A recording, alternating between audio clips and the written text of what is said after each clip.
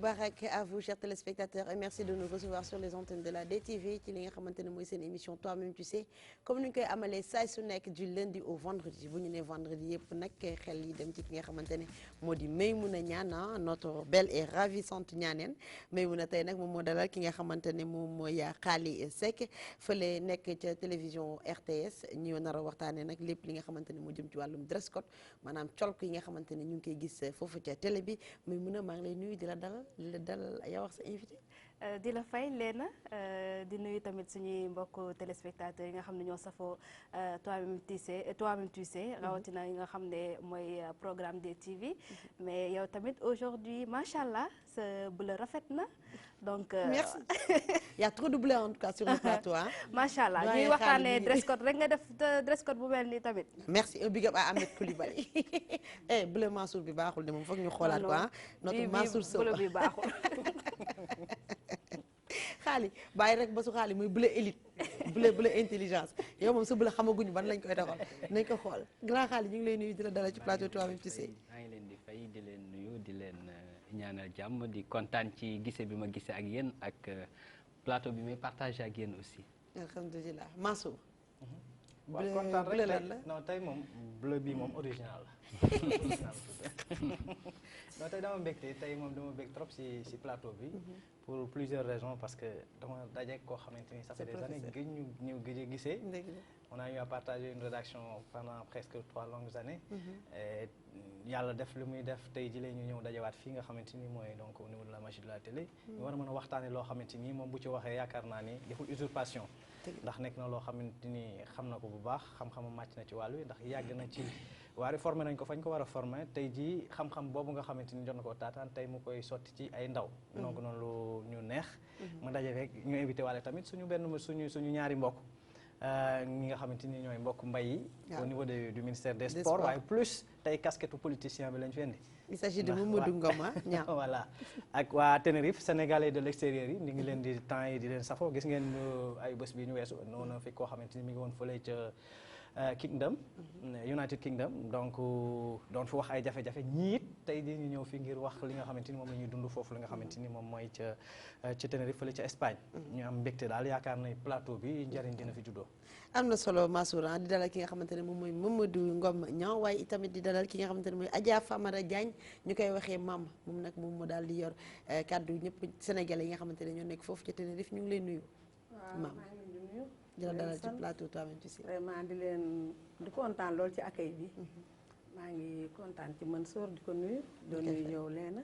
di kontaan nag ci partager plateau bi ak Xaali. Xaali moom ku ma yàgg suivre la. dëgg la tey nag dama fi ñëwoon rek ci cadre communauté bu Tenerife. Tenerife nekk fële ci Isla Canaria ñoom fa nag ay jafe-jafe yu bëri. dinañ ci xuus waaw ñu dinañ ci dellu si xam naa. waaye nag ma sànnaloo rek di nuyu nag sama waa kër yëpp di nuyu sama sëriñ sama borom kër. maa ngi koy sant bu baax ci bàyyi bi ma bàyyi ma am disponibilité ma ñëw. di sant Sëñ Tuubaa nag bu baax a baax a baax. waa kay jërëjëf. Mamadou Ngom Niang yow tamit yaa ngi sant di gërëm ki la bàyyi nga ñëw. maa ngi gërëm waa Sénégal di gërëm waa télé bi. di nuyu ñëpp di leen ñaanal ci at mi ñuy dugg muy atum jàmm. vraiment ñu am Sénégal bi nga xam ne moom la Sénégalais yëpp bëgg ñu am ko donc di rafetlu plateau bi. nekk à la disposition donc de toutes les personnes yi liggéey ci seen métier. pour mun a indi information pour suñu population. merci beaucoup Mbaye Sène notre international. heureuse de te retrouver sur le plateau de toi-même tu sais. le plaisir est partagé ah damay rebondir rek ci li nga xamante ne moom la Mansour wax par rapport ak sunu grand Khali xam nga c'est une image boo xamante ne on a tellement l'habitude de le voir de nous servir daanaka suñ ci nekkee lu ci bari sax son professionnalisme sérieux bi dal bi ak tey bi joué na ci lu bari encore une fois c'est toujours un plaisir partagé ak yow li nga xamante ne moom la plateau bi pour ñun ñi nga xamante ne ñun ñoo nekk ci presse bi bon tey nag xam nga Mansour dafa bett su ma xamoon ni tey sama copain lay indi du ma ñëw parce que xam nga tey su ma xamoon ni Ngom ñaa lay indi tey du ma ñëw parce que nag wax dëgg fa yàlla Ngom sama waay la. en tout cas ñëpp a ngi lay xaar fi nga tegoon. waaw si daal nga bañ ko teggi non d'accord su ñëpp a ngi may xaar ci su ma tegoon fu ma bañ ko teggi mais Ngom suñu waay la. Matar suñu xarit la xam nga. tey daal man su ma sànnee xeer rek comprendre li amul problème mais teel naa avertir gars yi di nuyu sunu maman encore tamit di nuyu aussi waa Espagne bi rawatina waa Tenerife bi nga xam te ne ñoom la ñoo représenté si moom. d'accord am na solo juste pour vous dire tey nag seen ñaareelu pàcc émission Toi-même tu sais ñu naroon ci ànd ak Coura Bokum jëm ci wàllum esthétique et bien-être moom nag du mën a ñëw tey parce que dafa am benn nijaayam bi nga xamante ne dafa làkku ñu koy ñaanal yàlla na suuf ci kawam it di ko jaale ñëpp ñi nga xamante ne ñoo di ay mbokkam waaye itamit waa plateau Toi-même tu sais di ko jaale kooku nga xamante ne moom mooy Coura Bokum te bokkuñ fii ci ñun ci émission Toi-même tu sais dañuy xus rek dugg ci li nga xamante ne moo di actualité du net ñëwaat sur le plateau.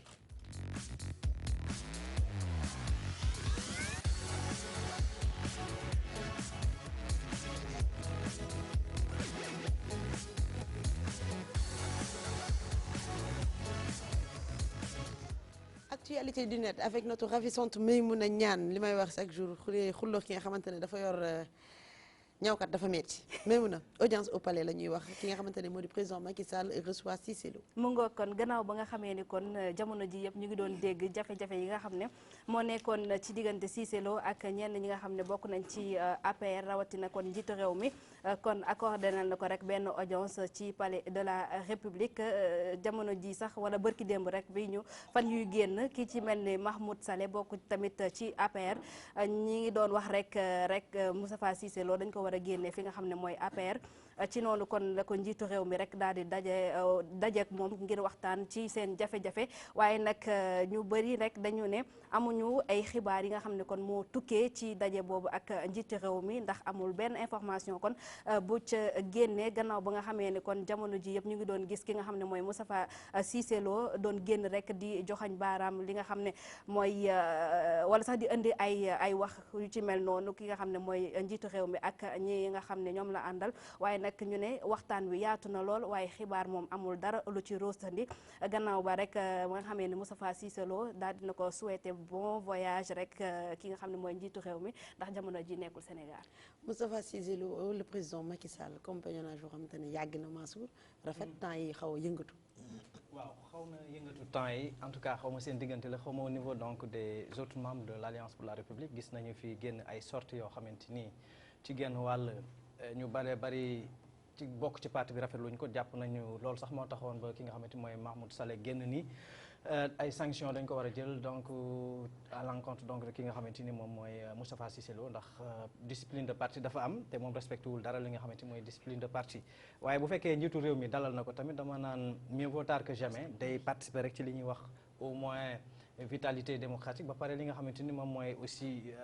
démocratie au niveau des partis politiques ndax nit boo bokkee ci parti politique aussi boo ci amee loola metti war nga ko mën a wax mais ñu koy wax tamit ci instance de prise de décision instance yi nga xamante ni muy seen bi ñu fay toog di fa wax li leen metti mais lu ci ëpp yu ñuy gis gars yi dañuy génn ci bërëbu tas xabaar yi wax ba pare pour des fois pour influer xëcc li nga xam ne mooy mbalaan mi seen wet ngir mu gën leen a mën a dégg bu ñu defee loolu ba pare ñu soog leen woo ñu soog dugg mais yaakaar naa ni comme ni ñu koy waxee le linge sale ça se lave en famille waroon nañu mën a jiital lii avant que tey ji ñu yegg fii nga xamante ne ñu bare nañ gis que ni parti ñoom Ngom mi parti bi daal dese naa am structuration jaxasoo na daal pëccaxoo na ci genn wàll ndax boo dul Moustapha Cissé Lo gis nañ ci geneen wàll aussi ñu bari ñoo xamante ni tey ji seen taxawaay ci un parti politique boo xam ne c'est légalement constitué doy na waar. merci beaucoup pour cette belle transition ah Ngom ginnaaw gi sa parti la ñuy waxtaanee nga gis nga xamante ne moo di daje Macky Sall ak Moustapha Cissé Lo lu lu mel est-ce que waru woon gën a teel a am. waaw mënoon na am mais xam nga calendrier chef de l'État moom moo koy définiral boppam. donc je pense que président am na priorité yoo xam ne fa la ko sénégalais yi xaar lu dul di recevoir ay membres yi Alliance pour la République je pense que les priorités sont ailleurs te moom xam na ko moo tax bu ko temps permettre dina dajale parti am ñu def li ñuy wax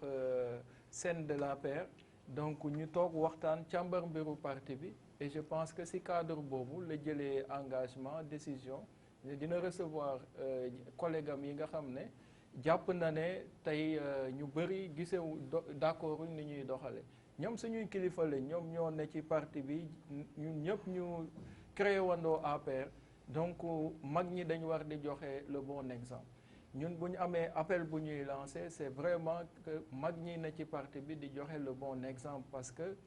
nga bokk APR nga bokk ci Benno doo rafetlu seen bi nga xam ne nos aînés suñu mag yi nekk ci parti bi wane nañ ko fan yi donc loolu honoré wul le chef de l'État honoré wul Alliance pour la République bi ñu bokk honoré wul aussi suñu yi nga xam ne ñu ngi bokk ak ñoom coalition Benno Bokk Yaakaar les alliés donc tey ñun ñoo war a dañu waroon sa ñeneen ñi di jàppante seen biir ñun ñu ñëw di àtte ak di ñaw mais coow li warul di njëkke si ñun ñi nga xam ne ñëpp dañoo bàyyi seeni parti bàyyi seen intérêt ñëw jàppale le président de la République donc mënuma wax si Moustapha Cissé Lo li ma ko mën a reconnaître rek mooy c'est un membre fondateur nit ku dëggu la li ma xam ci moom rek laa mën a wax mais aussi parti dafa am nu muy doxe man new ma fi pour juger kenn si ñoom suñuy kilifa lañ mais mun nañu en tant que sénégalais ñaawlu attitude boobu xam ne lu leen mun di métti ils ont le privilège d'avoir le numéro du chef de l'État c'est pas donné à n'importe qui ils ont le privilège d'être de proches collaborateurs du chef de l'État c'est pas un atout bu sénégalais yu bëri am donc tey aussi nit du la may lépp nga jël lépp et je pense que le président moom si biir waxtaan boobu dina xam nan la leen di recadrer parce que ñun xam nañ ki ñu àndal le moment venu bu waree jël décision dina ko jël quelles que soient les affinités du cabinet ak ses membres fondateurs la. am na solo merci beaucoup Mamadou professeur nga am ci ban gis-gis. maa ngi leen di dellu di leen nuyu yéen ñëpp di leen wane itam wax dëgg yàlla cant gi ma am ci bokk ak yéen jataay bi ndax li ngeen wax ci man ak ni nga xam ne ni itam xëy na gis-gis bi ngeen am ci sama jëmm ju xeebu ci la. naa ne bi ma may mën a di woo ci wàllu dress code la ñu waxoon ñu boole ci lii naam lii taxuloon ma waajal ko ndem nag day mbiru politique. actualité du net rek dañ ciy wax sa xalaat actualité du net te it mu doon loo xam ne dafa soxal ñu nekk ci seen langue politique xanaa li ma ci xam rek mooy ndem dañoo nekk ñoo xam ne nii ñoom ku leen tudd parti bi ñu nekk démb tey soog a ñëw te it ku nekk ak sa jikko ak sa tempérament ak kum ci mën di doon xam naa ne ni ñu def ba gisee suñu koy wëyal dinañuy mën di gën di déggoo ci seen biir di gën di itam mën na am loo xam ne ni ak defaroo la ci seen biir ndax mën naa jàpp ne moo gën ak tàggoo ndax ñoomu neen la te it wax dëgg yàlla man ba ma leen di xam ñu nekk ci genn keppaar ñu nekk itam ci seen péncum ndaw réew ñoo bokkoon xeex ba ñoo bokkoon itam àtte ba ñoo bokkoon itam jaayante ga man daal loolu laa ci xam. d'accord merci beaucoup am na solo notre international. bon man parti bu désorganisé ni APR mosuma ko gis APR mooy parti bi gën a désorganisé ci parti yi ma jot a xam yëpp depuis que le Sénégal est parti yeneen 300 partis boole ma leen si parce que ñooñu nekk guñ au pouvoir xam nga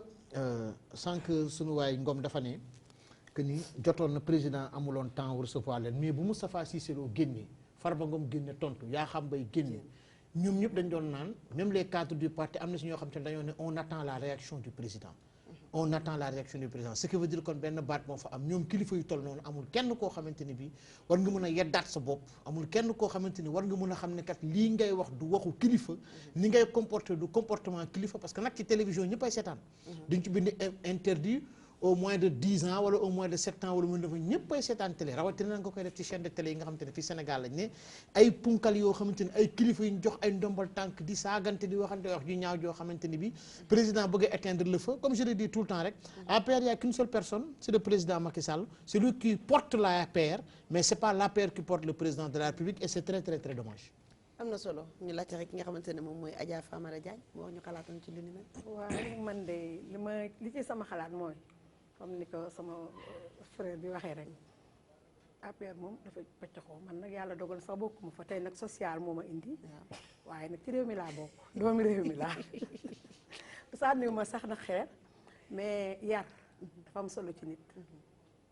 waxuma nag kenn dafa yore di ko mais ñàkk bi yar am na fa ndaxte nag loo doon kilifa ak lu ñu la tooñ war na am noo xam ne noonu nga war a comporté woo am na noo war a waxee te réew dafa doy waar ku porté réew war ngaa xam fi ngay teg sa tànk ñun dañoo jaaxle xamatuñu ban Sénégal la ñu nekk daal suñu Sénégal bii ju nekk ak ba nu xamoon ak bii bokkul war nañoo xoolaat seen bopp nag ñoom ci seen biir bu baax a baax ndax man nag à part social bi may dox à part vocal laa parce que espagnol laa porte-parole waa Tenerife fi ma doon tam nag je suis la présidente bu section PDS bu Tenerife te ba tey maa ngi fee bay sama waar kon nag defe naa xam waaw waaw damay waree sama bopp parce que itam nit ku bu nekk daf koy ñeme te it dama fee fekk sama nattango ñu bokk lu ñu bëgg ba bokk lu ñu bëgg ndaxte réew mi rek la ñu bëgg réew mi ku koy liggéey rek da ngaa bëgg réew mi waaw man dama koy yóbbante waale rek ñoom nañu xoolaat seen bopp ndax kon ñu xàmmeetuñu sunu Sénégal am na solo Mansour te de li nga def yaa dajale parti démocratique sénégalais ak APR Mansour ñu xuus rek dugg ci actualité politique et sociale.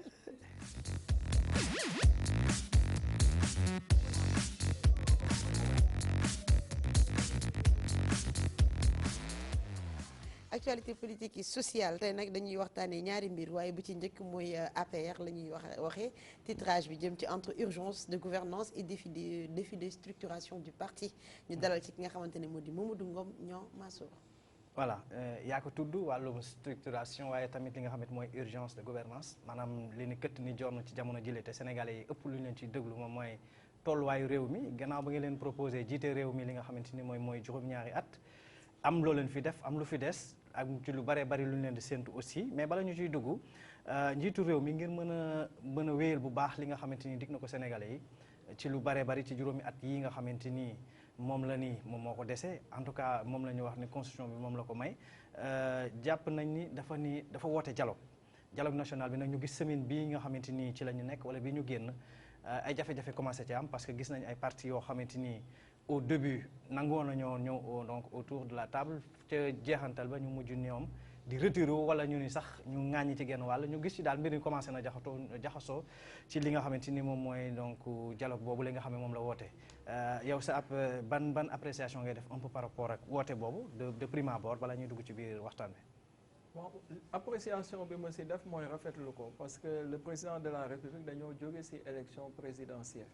mu gagné ko avec un taux de plus de 58%. contesté. même si c'est contesté loolu la suñu en tout cas les instances habilitées war a àtte élection àtte nañu jox nañ ñu pourcentage boobu et je pense que ne sénégalais nangu nañ ko ñi ko contesté c'est tout à fait normal ce sont les partis de l'opposition et si seen rôle la ñu ne mais je pense que ne tey képp ku xam gis ni élection bi déroulé woo di nga xam ne bu ñu la nee président de la République am na 58% du la bett parce que ñun ñi yàgg a ànd ak moom dugg ak moom dans le Sénégal des profondeurs xam nañ li président liggéey ci àll bi xam nañ li mu liggéey ci région yi donc ñi nga xam ne dañoo jàpp ne opposition ci internet la ne ak ci réseaux sociaux yi donc ñoom ñoo doon contesté mais ñun ñi ne ci le terrain mën di apprécier liggéeyu président xam ñi ànd ak moom ak ñi àndul ak moom 58% yi bettuñu donc à la suite de ça le chef de l'État li mu njëkk a woote ci bi muy discours dafa ne man damay démarrer par un dialogue national woo naa leen ñi ma gagné ak ñi nga xam ne ñoo ànd ak man ba ma falu woo naa ñëpp pour ñu toog waxtaane Sénégal parce que jàmm rek lañ mën a démarrer suma mandat ma mën ci am ndam donc xam nga ki nga xam ne gagné na la mënoon a taxaw di bàkku wala di def leneen woo la ne la ñëwal ñu liggéey def ko ndax dafa tekk ci genn wàll que ni gagné bi c'est sans gloire loolu tax mu ni xaaral ma woote ngir waxtaan ak ñoom xam nga Sénégal malheureusement beaucoup de gens dañoo am lu leen surprendre parce que boo doon déglu télé yi ak médias yi da ngay jàpp ne ñu ngi vivre élection présidentielle bi gën a métti ci histoire politique yi Sénégal or que non nous on était confiants dugg leen ci internet yi ngeen xool partout da suñuy intervention li ñu mos di wax nit ñi man damay tooñ suma collègue yi bu ma demee au service ne leen depuis 2012 ba tey chaque élection bu ñëwee ngeen yërëm ñu référendum la njëkkee ñu jógee foofu ay législative après local après présidentielle mais chaque élection di ngeen taxaw ne ñu ren moom on va vous battre mais à chaque fois ñun ñooy gañ donc nit ki aussi da nga koy nangul li nga xam ne moom la ko yàlla may. Gagner comment? Non mais on gagne de toute façon l'objectif d'une élection c'est de la gagner. te ñu ngi koy def président Macky Sall depuis ñu ànd ak la manière importe pas. non mais on gagne avec la manière parce que gagné wuñ dans la violence. On a battu campagne te boo xoolee ku waxal yàlla rek xool campagne yi président ak yeneen campagne yi xam ne yàlla ak yàlla bokkul sa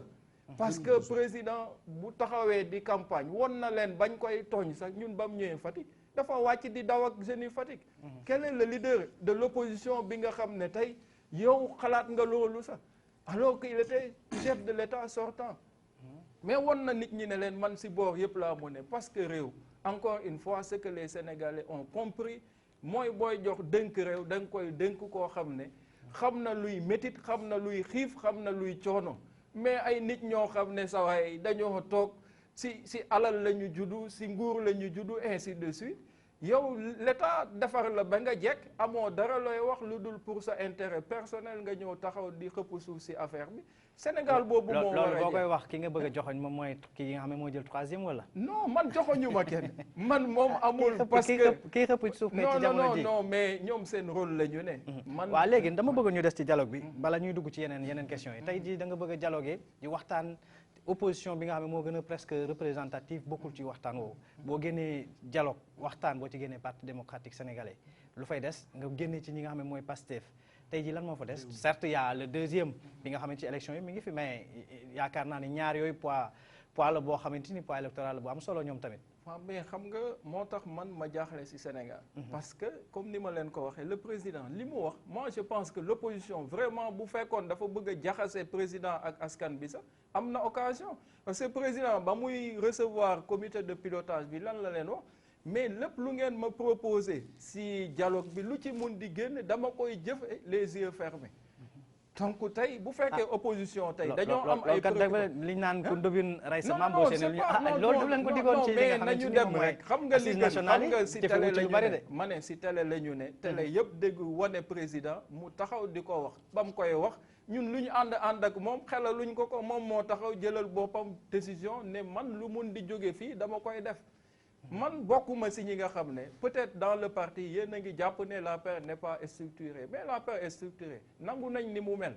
mais si suñu kilifa lu mu mën di wax ñun may nañ ko moom mu jëfale ko ñun dañ war a dem matérialiser loolu moom wax na ko opposition mais li gënoon mooy ñoom ñu dem li ñu doon xeex yëpp ak li ñu jàpp ne yëpp ay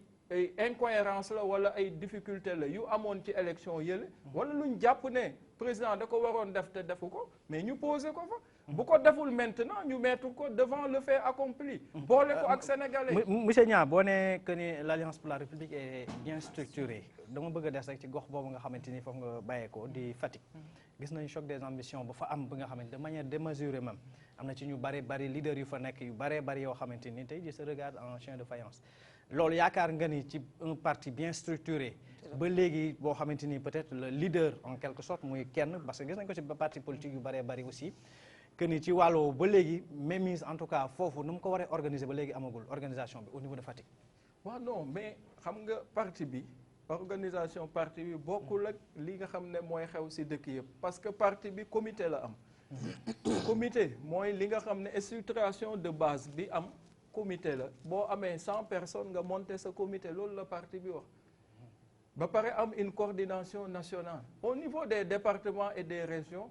parti bi foofu la structuré wul mais dafa ne nañ leader yëpp dem wàcc créer seen comité man bu ma demee Fatick ma mun a créer 10 000 comités wala 100 comités mais ma xam ne j'ai 100 comités exercer sumay activités par rapport à mes 100 comités mais les responsabilités au niveau des collectivités locales encore une fois suñu parti dañ koy waxtaanee parce que élection locale bu ñëwee xam nga mënuñ taxaw ne amuñu structuration alors que élection locale on parvient à identifier parti bi njëkk a génne ay candidats yam ñun la te pourtant yéen a ngi ne on n'est pas structuré PDS bi ñuy wax wala yeneen parti yi ñuy wax yépp ñun ñoo leen di njëkk a déposer ñoo leen di njëkk a xam suñuy candidat alors structuration boobu ngeen di wax ne moo am foofu kon lu balaa ñuy jox Mbaye PDS kay tuddoon nañ seen candidat lu yàgg yéen a ko nangu yéen a ko en non tout cas ci genn waxuma wàll ko nangu présidentielle je parle des élections locales tey foo mun di dem au niveau de boo dégloo l'honorable député amul Fatick fi mu toll nii amul beneen ku bëgg a ñëw toog ci abaar Matar bi Ba ñu demee ba élection locale président man Fatick comme ni ngay wax aujourd'hui le ministre Matar Ba suma ministre la mais man mii di wax ak yow malgré mon jeune âge ñoom ñëpp dañoo toog ma ne leen ànduma kenn si yéen li Mbaye di wax dama koy dëggal moi j'avais mon mouvement politique j'ai fait ma politique pour soutenir Macky Sall moi je suis un adepte de Macky Sall moi c'est le président de la République que je soutiens politique am parce que man politique mosuma neex mais c'est l'homme li ma woon ma nekk un étudiant un jeune étudiant di jiite les étudiants de la commune de Fatick mu ñuy jàppale xam li muy def si dëkk ba ma ne mais pourquoi pas ñu dem soutenir ndax ni nga nekk candidat ci élection locale yi non man déggoo li ma la wax man Macky Sall mooy suma référent Macky Sall lu ma mën di wax ne te loolu moo tax sax may jàppale aujourd'hui le ministre Matar Ba xam nga li ma doon wax léegi loolu pour revenir loolu la woon mañ demee y avait beaucoup de candidats ki doon xëccoo ak Matar Ba candidat rakam dama ko tuddee doom suma taaw mais je ne l'ai pas soutenu parce que Macky Sall m'a dit c'est Matar Ba mon candidat donc man politique bu ma koy def xooluma ci mbokk xooluma ci xarit je me suis engagé et donc j'écoute ki nga xam ne mooy suma leader politique. am na solo merci beaucoup. xam nga Ngom suñu la dégloo ngay wax sànq mu dafa am yoo xamante ne mënu ma cee d'accord ak yow ci lu bari nag xam naa dama ciy tànn ñett ba ñeenti ponk rek ñu avancé sinon duñ fi jóge tey parce que la ngay wax yépp mënu ma cee d'accord ak yow xam nga soo nee sànq ne président Macky Sall. bokkut ak ñi nga xamante ne bi dañoo juddu ci teraanga màgg ci dem ci ak lépp. dafa xam xiif waaye mais nag tey ba muy jël au pouvoir poste stratégique yépp président Macky Sall occupé na ko directeur Petrosen ministre de l'intérieur directeur de campagne premier ministre président assemblée nationale ay la yoon lu ci des président de moo ci des te moom la doon nii su Ngom ne galéré na pour jël réew mi man loolu mënu ma koo d'accord fan la galéré le président Macky Sall est comptable de la gestion du président Abdoulaye Wade dafa ànd ak moom ba 2009 ci la génn et su fekkuloon dañuy wàññi mandat de président assemblée nationale kon du mus a génn dañoo dem ba dañ ko buux ko ba mu génn d'accord na am na fit dem na battre campagne yàlla may na ko ndam alhamdulilah nee na dafay waxtaan ak ñoom par rapport may na ko ndam goo xamante ne bii non ñëpp tout sauf Wade tey ku jàlloon deuxième tour moom la ñuy àndal moom nag ba gars yi nekkee fii place de l'Obélisque ak place de l'Indépendance di xeex moom dafa ne xeexuma tey xeexuma suba damay dem demi campagne demoon nañ sax ba benn moment réunion waroon a am fële ci benn hôtel de la place bugguma wax tur bi dafa ne président Nigéria bi mu ñëwee di def médiation dafa ne mun médiation ma defuma dara damay dem élection dañuy kii coow li fi fekkoon 2012 yàgg na yàggul def na 8 ans xam nga suñ ñëwaatee ci waxtaan ne na président Macky Sall dafa woo opposition pour ñu waxtaan ci ba mu koy neex ndaxte ba ñuy def carte d'identité numérisée est-ce que woon na nit ñi déggoo ci ak ñoom déedéet ba muy def parrainage bi est-ce que woon na nit ñi opposition dañoo teg ci ay ponk dañ koo nangul moo tax ñu bañ a dem waaw ma ne est-ce que ba muy def naka tudd parrainage ba imposer leen loolu est-ce que woon na nit ñi waxtaan ak ñoom am na fenn foo xamante ne su élection jeexee balaa élection du ñaar président mooy président dootuma defati waxtaan bi kii su ko neexee def dialogue national lii sax lu dialogue national dialogue politique la jël nag ña ko neex des anciens barons du parti démocratique sénégalais yi nga xamante ne gëmuñu dara xëcc ñooñu nekk ci biir di piloter di def yu kenn xamul xam nga am na yenn wax yoo xamante ni bi ne suñ ko dee wax dafa nekk dëgg gis nga tey li nga xamante ne moo fi ne moom mooy su ne choc des ambitions ci chaque gox Ngom wax na dëgg Fatick amul na candidat yu bari le président Macky Sall ne nañ jàppale le ministre Matar Ba c'était son candidat d'accord mais au niveau des communes de Dakar mais commune Baobab mel moo Sacré-Cœur mais éclatement moo fa am en 2014 Ndeye Binta Gassama candidate la woon Big ndeysaan yàlla na ko yàlla yërëm nekkoon CMU candidat la woon madame Badiane candidat la woon loolu plusieurs candidats yoo xamante ni ci même parti lañ bokk gis nga ñu wax ko te bañ ko wax mooy l'APR n'est pas un parti organisé am nañu chance nag jël nañ le pouvoir ndaxte Macky Sall la fi nekkoon tout sauf Wade waaye pour dire vrai l'APR n'est pas un parti structuré. merci beaucoup Baye Ngom dafa am loo ci teg. waaw li ma ciy teg mooy que Baye comme ni mu waxee peut-être moom loolu la jàpp local yi moom moo waral tey ñu indi parrainage même. parce que local yi dañ gisoon liste parallèle yi même président comme ni mu ko waxee liste parallèle mënatul am ak APR parce que tey soit da ngay ànd ak kilifa gi wala nga bañ a ànd ak moom moo tax man jàpp naa ne aujourd'hui gis nga même mairie Saint-Louis combien de cadre de la Mary Teuw Niane déclaré na de. waaw non te ku si ne te Mansour mais Faye dama la dafay ne dama la dañuy ne wax parti bu non même structuré. Fatick ba ma dëkk tey y a beaucoup de gens aujourd'hui ñu ngi préparer seen campagne di nëbbatu di laaxatu mais Parce que yow. non man awma ambition locale vraiment je le dis ici wax naa ko waa Fatick dégg nañ ko mais encore une fois je suis avec Macky Sall bu jàppee ne tey man war naa ko mën a defal liggéey su ma ko santé damay dem foncer les yeux fermés mais li ma wër ba wër mooy li amoon 2014 mënatul am et le président dina ci jël toutes les dispositions nécessaires pour que parti bi investir dëkk bu ne ñu mën a xam ne ñii ñoom la ñu investir mais ñeneen ñi même s'ils ne sont pas contents ñu démissionner dem si beneen bannière parce que tey APR mënatul ñëw di am ay 10 candidats wala 5 candidats. am na solo. Adja waaw nga am ci ban xalaat d'accord nga ci li mu wax. ci li mu wax ci affaire seen candidature seen parti dafay structuré moom gisul ni li nga xamante ne loolu moom amul ah. ndax man defe naa ni depuis PS laa tàmbalee woon ba yàgg ma dem PDS PDS maa ngi ci depuis ay 2000 mais ndaxte dama dem Tenerife gis ni amuñu fa kenn dama fekk fa koo xam ne mooy Mor Kane muy député diaspora mu nekk fa wéet fa amul jigéen ma xool ko gis mu bëgg li muy def amul ku ko jàppale te fekk politique nekk sama deret ma gisuma fi PS bu taxaw ma ànd ak moom kon yàgg naa ci politique dama si juddu comité laa fekk suñu kër sama papa yore ko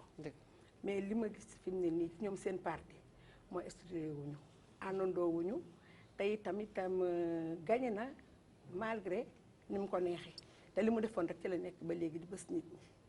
ñi lii laay def moo ma neex moom laay def loolu rek la ñu gis moo fi ne ba ci kii bi li tax PDS demul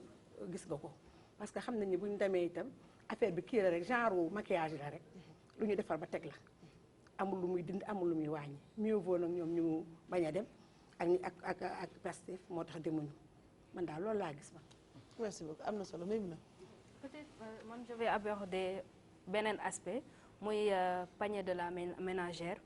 tey bi ngeen di def campagne. da ngeen ñëwaat ci lu président xam na xiif xam na askan wi foofu ngay duggaat. waaw ba tey rek mën na bokk ci aspect boobu. bi ngeen di jël bi ngeen di battre campagne def campagne pour jël Sénégal da ngeen ne woon bu ngeen ñëwee lépp dina wàññeeku wala bu wàññeekul tamit du yokk tey on voit le contraire gis nañ ñi ci mel ni sax UNACOIS ñi ngi alerté pour wax ne fan yi ñu dëgmal donc dina am denrée yi nga xam ne askan wi ñu ngi koy utiliser dina gën a yokk lan moo tax tey jii bi ngeen di dem di battre campagne ngeen ne woon bu ngeen jëlaatee réew mi yëf yi dina wàññeeku Sénégal dina neex. ça va tàngee. voilà ñu ñëw ba ngeen jëlaat réew mi ñu gis ni que fi mu ne nii lépp a yokku na ñu ngi wax ci courant bi panier de la ménagère denrée yi essence ak leneen ak leneen lépp yokku na lan moo tax loolu noonu.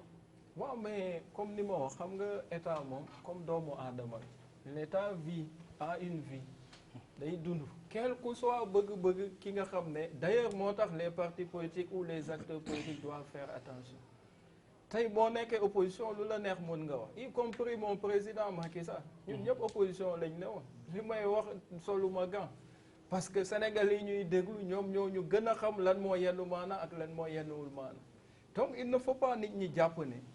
état dafa am ay yoo xam ne tout est permis non état budget la am budget boobu yow yaay xool say priorité lan la nga orienté ko foofu mais da nga am sa limite. su ma la déggee bu baax nga baal ma da ngeen di lëndëmal kon. non du lëndëm askan wi. non du question fekk nga ne tey jii boo nekkee opposition lu la neex mën nga wax da ngeen di lëndëmal askan wi. je veux dire parce que tey déglu naa ab candidat à l'élection présidentielle mu ne mais si suma programme de campagne xale bu juddu Sénégal am na 25000 mais je me dis mais kii moi je suis un agent des finances je suis des impôts. xam naa l'évolution des recettes fiscales comme ce président. donc tey bu ma dégloo ab sénégalais un candidat ku ne dafa bëgg a jël réew mi bopp réew mi taxaw di wax te mënut a xam sax le niveau du suñu recette comment dire fiscale wala recettes yi nga ressources yi nga xam ne moom la ñu am pour mun a liggéey ci réew mi nga taxaw xam nga ñaata xale ñooy juddu par jour ba nit mën a taxaw team sénégalais yi di wax loolu ne ku retraité dina am salaire yi 700000 au moment où man mi ne en activité j'ai pas 700000 de salaire loolu ak terre bi Non, c'est pour vous dire qu'il y a des discours du sérieux. Non, mais président, mais je pense que Sénégalais, moi je veux qu'on parle des choses concrètes et palpables. Président, programme bi mu demee ñëpp gis nañu ko mu taxaw wax leen ne leen man dama taxaw teg plan Sénégal émergent. Si plan Sénégal émergent bi y a da ko xaaj def ko 2 plans opérationnels de 5 ans. Première phase bi jeex na, deuxième phase bi la ñu nekk nii mu ñëw teg naan leen bu ngeen ma fale dinaa indi programme 0 déchet 0 bidonville indi programme nu mu koy waxatee industrialisation numérique indi programme aussi pour la jeunesse. Donc si yooyu ngeen. bu ngeen ma falee tamit dinaa wàññi. non mais bi ñuy dem non mais si premier mandat bi on a diminué l'électricité à un taux de 15%. wàññi nañu aussi les droits d'enregistrement yi nga xam ne. mais kon tey lépp yokkuwaat na. non mais je vous dis moo tax ma ne la léegi li ma njëkkee dama la ne un état vie parce que président de la république aussi dafa am ay orientation yu bees yu mu jël. c'est pas parce que yokku hausse nañu électricité bi hausse bi dafa am ñu mu laal ak ñu mu laalul du sénégalais yëpp tey dama jàpp ne tey sénégalais bi nga xam ne moom moo jar ñu soutenir ko. Parce que quand je vous dis que réew dañ koy jox koo xam ne ku xam réalité yi la xam luy xiif xam luy coono mais président de la République vous pensez que bourse de sécurité sociale yi pour man la wala pour moom la en le faisant tey mun nga ko xeeb parce que quelqu'un de Dakar da ngay toog même ndox buñ ne Promoville ñu ñëw defal la forage yow nga ne forage du priorité parce que yaa ngi naan ndox mu sedd mais la personne wala nga xam ne yaayam mu ngi def des kilomètres pour indi benn siwo ndox kooku bu gisee ñu indil ko forage dina xam ne yaa ngi liggéey. C'est pas une priorité pour les gens de Dakar mais ceux qui sont dans les régions ils savent que le président xam na parce que si loolu la jógee donc c'est pour vous dire ça. xam nga leer na man fenn rek lay ñëw xam nga c'est-à-dire mbirum forage yi c'est important li ñu def noonu c'est très bien parce que ñi suñu tata bi ñoom bi ñu fi ñëwee ñoom dañoo yàq réew mi waa PDS ñoom dañoo yàq réew mi complètement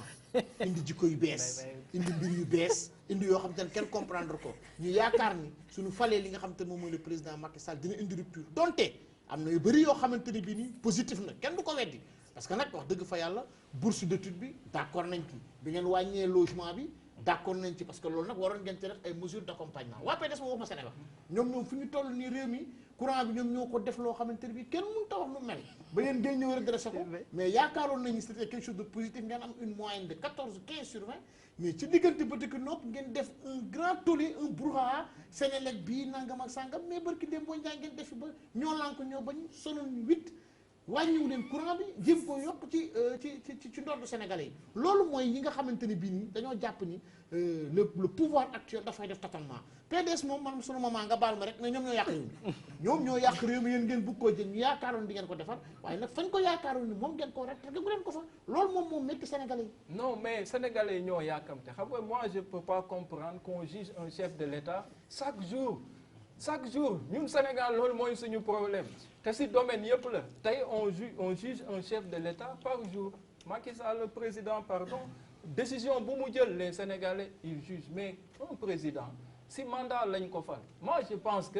à la suite de ce mandat lañ war a toog évaluer kii ñu joxoon 5 ans yi lan la ñu defal lan la créer lan la kii mais tout le monde sait que aujourd'hui le Sénégal est en chantier tey dañoo def ay réajustement rek comme li ma wax xam nga tey mën nga jur doom nga ne suma non mais c'est ça parce que aujourd'hui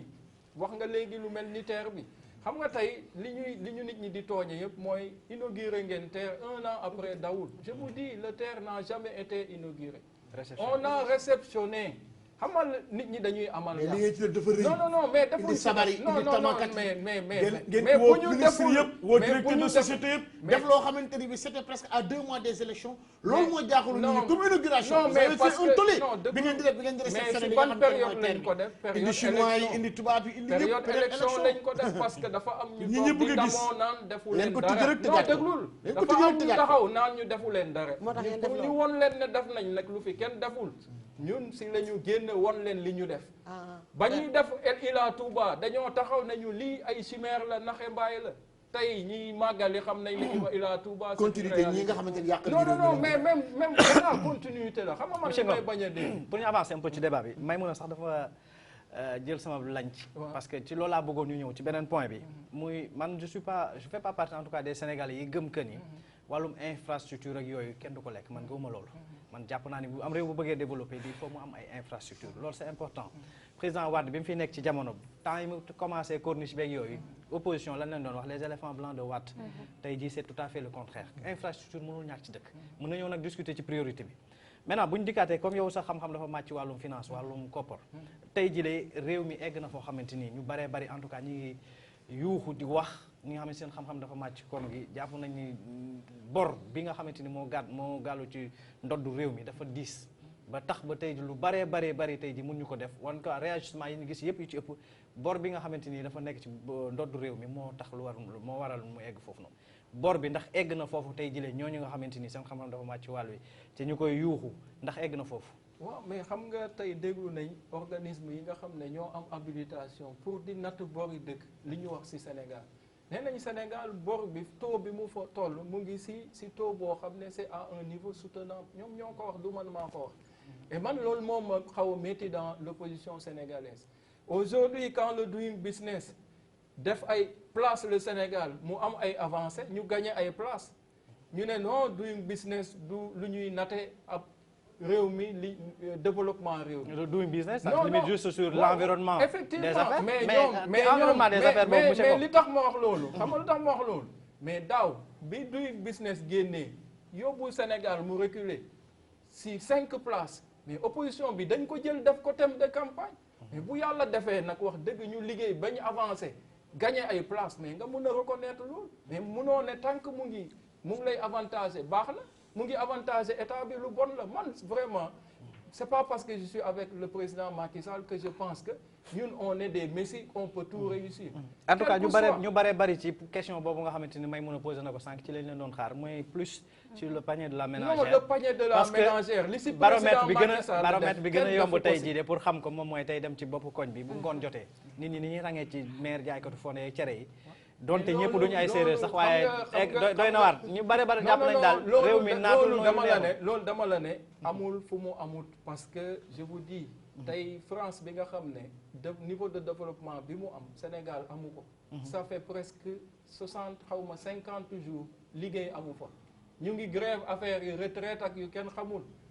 donc dëkk yi nga gis fii yëpp ñu am ay pétrole tey boo xoolee le monde ay guerre fa am ak ay seen grève yi bokkuñ de non déglu rek je non vous seen dis grève yi bokkuñ non lu ñuy xeex grève la rek ne non non mais ñooñu lu ñuy xeex je vous dis dama la France lan la ñuy xeex mais France lan la ñuy xeex ay conditions panier de la ménagère la même chose la non même chose la panier de la ménagère le pouvoir d'achat des Français tey moo xaw a faible loolu la ñuy reyee Macron fii Sénégal quel que soit le niveau ñun réussir nañ quand même apaiser au moins si yenn yi parce que tey président bi mu ñëwee comme ni ma leen wax y a mesure yu bëri impôt sur les salaires la njëkk a wàññi ñëw jóge fi loolu wàññi nuñ ko waxatee location bi mais à chaque fois que l'État prenne peut-être da nga ma naan les mesures d'accompagnement moom modeste wala efficacité mesures yooyu loolu mun nañ ko wax parce que aussi ñun ñëpp Sénégal ñoo ko bokk buñ ko bëggee defar quel que soit président bu ngeen mën di indi jëli leen comment dirais Georges Bush ku ngeen mën di xaar ngeen indi tant que ñu ngi am comportement yi ñu am. ku ñëw mais mesure d'accompagnement yi. yéen ci leen xaar xam nga sànq da nga wax lu am solo. xaw ma c'est un lapsus xaw ma. mais en tout cas c'est assez révélateur da nga ni boo nekkee ci kujje gi da ngay wax loo xamante ni boo ñëwee exercice du pouvoir si day doy waar. yéen romb ngeen foofu. ah non dafa nag li ngeen wax romb ngeen foofu ngom parce que en fait yéen lu mu bon toogaat ngeen 7 ans. toog ngeen fi juróom-ñaari at. donc yéen boo leen yeewul ci wàllu boobu léegi kan moo ci war a yeewu toog ngeen ci diggaat Sénégalais yi loo xamante ni parce que ñun suñu chef de l'État vraiment dégg ngeen ko muy wax même bu ngeen di négocier ak syndicats yi wax leen loo xam ne di ngeen ko def man bu ma xamaloon Macky Sall muy wax lu mu dul def banaa ko bu yàgg man fonctionnaire la déglul je vous dis ba tey syndicaliste yi ñu ngi xeex man Mbaye je vous dis man enseignement waxuma la keneen moi je vous dis pas bàyyil ñu def transition voilà dina dikkaat tout à l'heure waxtaan en tout cas daal peñe de la ménagère moom bu ñu waxee ni ça va tàngee waroon ngeen wax ça va baxee sax dafa am loo ci wax parce que peñe de la ménagère waaw ndax man nag jigéen la te itam je suis xam naa ne man maa gën a jekk ci wax peñe de la ménagère yaay laa kër laa yore mais ba li ñu wax ci affaire INACOI ñi ngi def alerte boobu am na man sama jànq dikk na démb ni ma dañoo yokk diwlin tey mu ñëw ni ma diw dafa manqué kon peñe de la ménagère kon commencé na am problème facture yu courant yi la ñuy wax mais ndox mi ngi dikk fan yi man par exemple man 7000 5000 10 000 laa doon am ndox 81 000 laa am ndox tey fan laa koy fayee ak sama beneen morom démb gis naa ko dugal Facebook 3000 ba 25000 parce que tëli baax na ci dëkk teer bi moom dëddul ma mës a teer fenn ndax yàq na dëkk bépp kenn amatu foo jaar ba dem ba di ko loolu moom ñun ñëpp xam nañ ko sànniwuma xeer ci dëkk bi laa dëkk dama yore oto di génn di sonn lool pour dem fi may dem ñoom nag nañ ñu dimbali ci dund bi ndax dëkk lu mu mën a am bu lekkul ba suur naanu ba màndi sonn na ñun ñu dëkk banlieue man Géejawaay laa dëkk xam nañu li kii doon wax léegi Mansour su ngoon jotee minuit rek da ngay gis ku taxaw bëggul mu lekk dootu ko am ndax borom cere yi jeexal nañu borom chandise yi jeexal nañu borom ndembe yi jeexal nañu parce que kër yi ñoo mënatul am añ ak reer ak ndékki kër yi xam nga lu ñu am léegi lu mënta ñàkk mooy añ amuñu ndékki amuñu reer loolu amul woon Sénégal loolu wallaahi loolu amul woon Sénégal xam ngeen ni fi mu ne ni am na fi xam nga saa ñu ma Mansour c'est pas ça moom li nga doon wax dama bëgg xam nga ñun aussi bu ñu nekkee au pouvoir dañuy bëgg quand vous savez que lii foti état la ngeen nañu état moo def lii ba tax nit ñi reeratuñ wala añatuñ Mamadou may ko xam nga lu état de Sénégal ci boppam moom metti lépp a cher su fekkee ne yow da nga am benn salaire bu ndaw fi mu ne nii booy wàññi ñi fi am plus de 100000 bëriwul ndax ñun ci dëkk bi fi lañ juddoo fi la ñu yaroo xëy na nag immigré nañu pendant 20 ans mais dañuy ñibbi si yore kër dañoo war a ubbi nit ñi bunt yi ñu ngi doon wax ñun dañoo yàq dëkk bi. maa ko wax de. yow yaa ko wax d'accord naa waaye dëkk bi dafa amoon xaalis lool ñu ubbi projet yi. ubbi lépp parce que dañu doon leble ci banque yi di pay nit ñi ñuy liggéey. Ablaye Wade di jàppale nit ñi bu baax. yéen di lañ déggee scandale milliard maman. nga ne ci yéen lañ déggee scandale milliard waaye fi mu ne nii déggatuñu milliards ay 50 milliards 60 milliards 100 milliards. la ñuy dégg mais yéen ko njëkkee. waaw parce que nag fi mu ne nii li am ci réew mi mooy dafa am ñoo xam ne nii fi mu ne nii clientèle politique moo am jënd ay nit pour ñu ñëw moo am ñun nag xëy na. ah ñooñu nekk PDS kenn jëndu leen ñoom ñoo ñëwal seen. kenn jënd ñun ñu ñoom ñoo transhumé te yaakaaru moo ni dinañ ko def. man de Diagne damaa jóge PDS. PS ñëw PDS waaye ba ma fay ñëw tam booba maa ngi bitim réew di liggéey di ñaq di teel. non ñu fi ne fii lañ wax. ñu ne déglu ma rek transhumé amul da ngay gis fi nga bëgg nga dugg fa mais fi mu ne nii dafa am loo xam ne xam nga lu mel ni dialogue politique bi combien de personnes clientélisme politique moo fa am parce que amul benn njëriñ. parce que li ñuy def mooy dañuy maquillage fi mu ne nii. gis na fi ne bu nu paree dañu naan lii moo fi nekk teg nañ ko ba pare. xam nga maay buur di bumi loolu moo am Sénégal te ñun xam nañ ko. Wade am na lu ko naqari de. waaw lii sax dama fee indiwul maa ngi jégalu waa Tenerife fi ma yónni waaye fekkee cër la fekkee ma ci boole. voilà donc ça nous sert de transition pour ñu wax li nga xamante ni peut-être moom moo tax sax nga ñëw fii nga xamante ni moom mooy ci DTV muy Tenerife foofu nga xamante ni nee nga depuis ay mat na ñaar fukki at yaa ngi fa. voilà da ngeen a am ay jafe-jafe au niveau de votre consulat. waaw. maa ngi nuyu ñëpp di nuyu waa Tenerife dañoo am jafe-jafe ci sunu consulat ndax ku nekk xam na ni consulat mooy defar ay këyit te ñun sénégalais fu mu nekk bu amul këyit rek am na problème te këyit yooyu dañu ci jariñoo ciy jariñoo mooy man 2000 bi ma fa ñëwee bu ñuy am passeport France la ñuy dem yàlla dogal président Abdoulaye Wade mi ngi def bi mu fi ñëwee mu def ba ñu am Madrid consulat am fa ambassade passeport yi yomb ñu fay dem di ko uti mais loolu yëpp dafa metti parce que man fi ma dëkk Tenerife 3 heures de vol la mook Madrid ou 2 heures et demie. il la dafa sori Sénégal la gën a jege man su ma jógee Tenerife ñëw Sénégal 2 heures de temps laay def xam nga kon Sénégal laa gën a jege. donc kon ñun suñu autorité yi suñu ginnaaw dañoo war di gersu wuñu mais ñun ñu dem di ñafeel suñu bopp doon ay jigéen ànd ak suñu ay càmmiñ yore fa benn association bu tudd la Voix des Mujeres de Tenerife ñu def suñu benn jour fexe ba consul Ibrahima Diallo mi nekkoon daaf boobu mooy consul général mu ñëw fa ànd ak Mor Kane keroog Ibrahima Khalil Wade témoin journaliste témoin la ci ñëwoon na ci ndaje boobu ñu fexe ba mu sampal ñu délégué consulaire ndax boobu dafa am lobby bu nekkoon Tenerife digganteem ak Las Palmas boobu benn tubaab moo fa ne doon consul honoraire boobu li muy jariñu sunu alal ñun xamuñu nu mu toll ndax dañ koy fay këyit boo def da nga koy fay mais moom yëmu ci dafa am ñeneen ñu mu samp suñu biir dëkk ñam fa samp buñ la waree fayiku 5 euros 5 euros fayiku la 10 euros ci benn këyit bi la wala ñu boole ci ne la da ngay fay MRW bi 25 euros su ko defee yow daanaka kayit bi dañuy dikk ay 30-40 euros fekk 5 euros rek mën nga ko si am ñu fexe ba am fa délégué consulaire Ibrahima Diallo sampal ñu ko jour boobu profité woon nañ ci ba ñun suñu waa association ñi amuloon passeport yi ñu indaalee maletu passeport bi ñu defari passeport boobu ñu defar ndax ñun ñoo fexe ba ñoom ñu ñun ñoo leen jëlal hôtel ñoo leen daggal ay billets ñu def ko 50 euros bi ñu ko defee 50 euros 18 euros yi la ñu génne woon comme frais ndek ñu loolu ñu doon def baaxul ndax li tax baaxul mooy dañ ko defoon ñun pour fereel ñële mais bi ñu demee ba amaat consul dafa basé wu ci 50 euros yooyu te moom warul ndaxte mallette bi buy dikk léegi gouvernement bi moo koy paasal mu ñëw ndax ñun boobu ñun suñu demande la woon mais léegi ci demande waa consulat bi la consulat bëgg naa ñu des ci mbir parce que ñi ñuy seetaan aussi bëgg nañoo comprendre mu gën a leer ci seen bopp da ngeen amoon ku fa nekk am ku ko fa remplacer ka fa nekkoon mënuñoo xam profilam lan la woon sénégalais la woon wala du sénégalais métis la woon wala lu mu doon ak ki ko fa remplacer moom it ban profil la am waaw xam nga bi ñu délee ku tudd Fodé Doumbia daf ko délégué consulaire 2 ans Fodé daf fa jógee bi mu fa jógee ñun ñii man ci ñu ko doon dox laa bokk ndax man dama nekk ci kii bi ci fédération bu Espagne bu association yi ci laa bokk bu ñu demee réunion toujours dama daan posé ni suñu consul bi jàpp leen ci moom ndeke dafa am lu mu bëggoon man mës sama invité maay première jigéen bi mu njëkk a xam maa ngi ñeneen ku tudd Nger ak Sall Daouda Sall ak Fodé Doumbia ñoo njëkk a def rencontre mu génne benn maquette teg mooy projet bii tey ay kon Macky Sall signé ko président Macky Sall fi signé ko barki démb mu ni moom la bëgg boobu moom ndeke loolu la laltaayoo mais da ngeen may jàppale ma doon consul honoraire ñu jàppale ko ci parce que boobu soxla nañ ko ndax sonn nañu ndeke boobu moom dafa amamu lay taayoo mu tudd Bernard Lonis bi mu dikkee dafa ñu ñun sénégalais laa jarbaatu Moustapha Niass laa Ndar laa dëkk di ñu indil ay mbokkam di ñu comme ñu mais métis la mais dafa am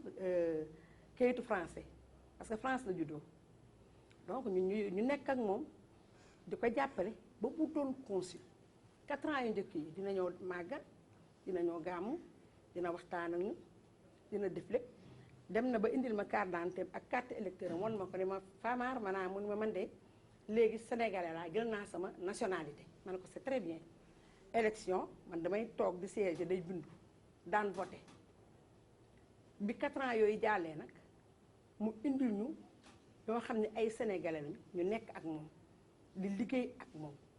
sénégalais yooyu doon liggéey ak moom nag ñoom ñoo fa nekkoon bu njëkk ba mais man doon naa nit koo xam ne du ma approché ni sama liggéey moo ma gën a def yeneen futilité xëy na am na ñoo xam tam loolu moo leen gënal dem seet ni mu gën a yombe ñu jege ko fexe di ko dugg ba ñun lañu naqari woon ñun ba ñu teg ko fa dellusiwaat Tenerife par exemple su fekkee da nga war a am sa doom buy dem Sénégal papa ji dafa war a signer autorisation parentale mais loolu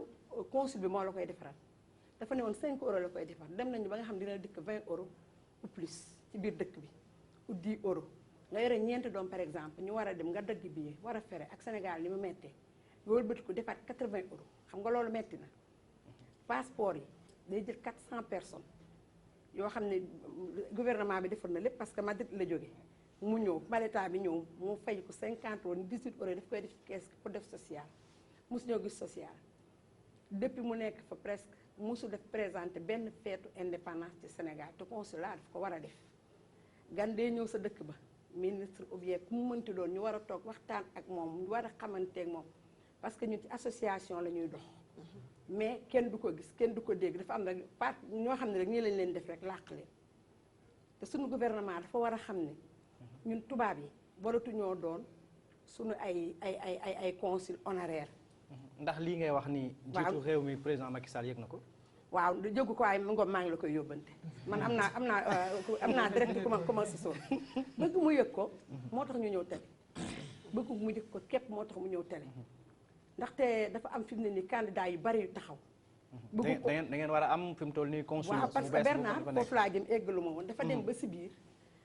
ndeke démissionné depuis septembre ñu yëguñu ko kenn notifié wuñu ko te ambassade notifié na ko moom lettre bi mi ngi fi woon sax mais man defe naa yoruma ko sama téléphone dañu ko waroon notifié woon ñi ni dem na mais dañoo dem ba yëg ko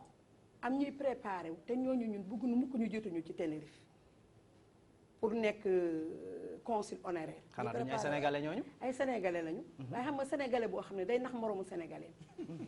sénégalais buy nax moroomu sénégalais par exemple Dakar day ñëw xam nga lu ñuy wax Dakar mooy xale bu góor boo xam dafa ñëw ci gaal yi tey wala ku nga ñëw ak visa mais Dakar lañ la tuddee parce que da nga ñëw si dëkk bi xamugoo dara nga egsi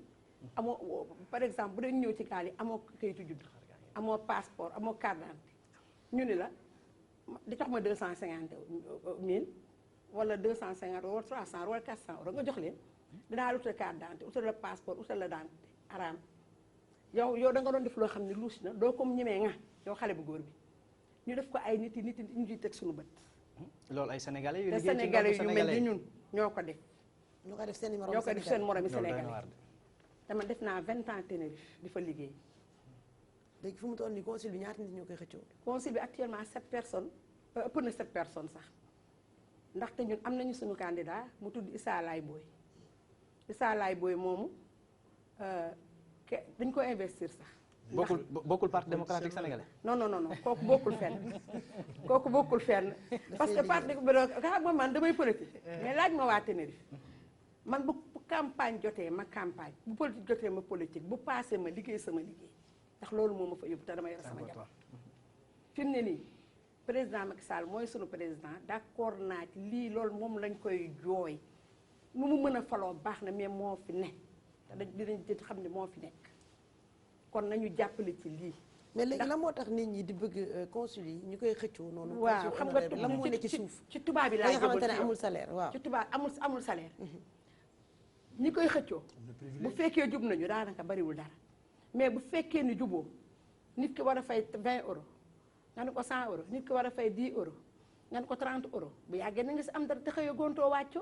wala am na leen looy def loo xam ne ni kenn yëgu ko.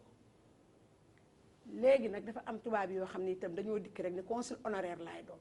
kooku moom jooyalu ma ko sax Tenerife kese dama koy jooyal diaspora bi yëpp. ay tubaab duñu ay Sénégal déedéet ñu ne yéen boo déggee consul honoraire rek en général tubaab la te suñu doomi réew mi macha allah dañoo mature. ñoo fi nekk ay ministre ñoo fi nekk ay député ñoo fi nekk lépp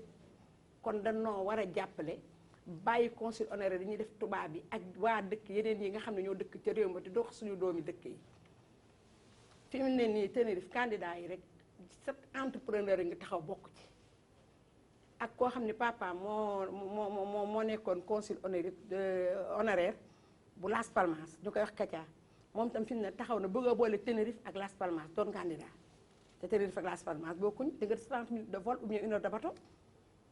te Tenerife fi mu ne nii africains yi ak sénégalais yi ëpp nañ 3000 immigrés Issa Laye temps yii dañu toog waxtaan ak moom. muy doomu sénégalais bu fa def 27 ans te xam nga man damay dem ca Marseille mbaa may ambulant. maire bi Issa Laye candidat am. waaw mooy sama candidat xam nga li tax. mooy candidat yi ba sénégalais yi nekk Tenerife yëpp. dama lay wax rek dañ koo réunion woo ko mu ñëw toog ñu ni ko yow la ñuy sopp. ñu ne ko investir. ñu investir ko 600 signatures sénégalais bu ko am xam nga ne am nga dara ndax Sénégal gi buñ fiy voté ñaata personne ñoo fi ne waaye ñaata nit ñooy voté kon ku dem ba am 600 signatures te man nekkuma fa bañ koy signé sama morom nekku fu ñu baree ngi Sénégal hiver la ñu nekk. kon su fekkoon ñëpp dañ faa ne dina am plus de 1000 ndax dañ koo xam macha allah dafaa yore teraangaam di fa liggéey am fula am fayda yore bitigam di liggéey di jàppale sénégalais yi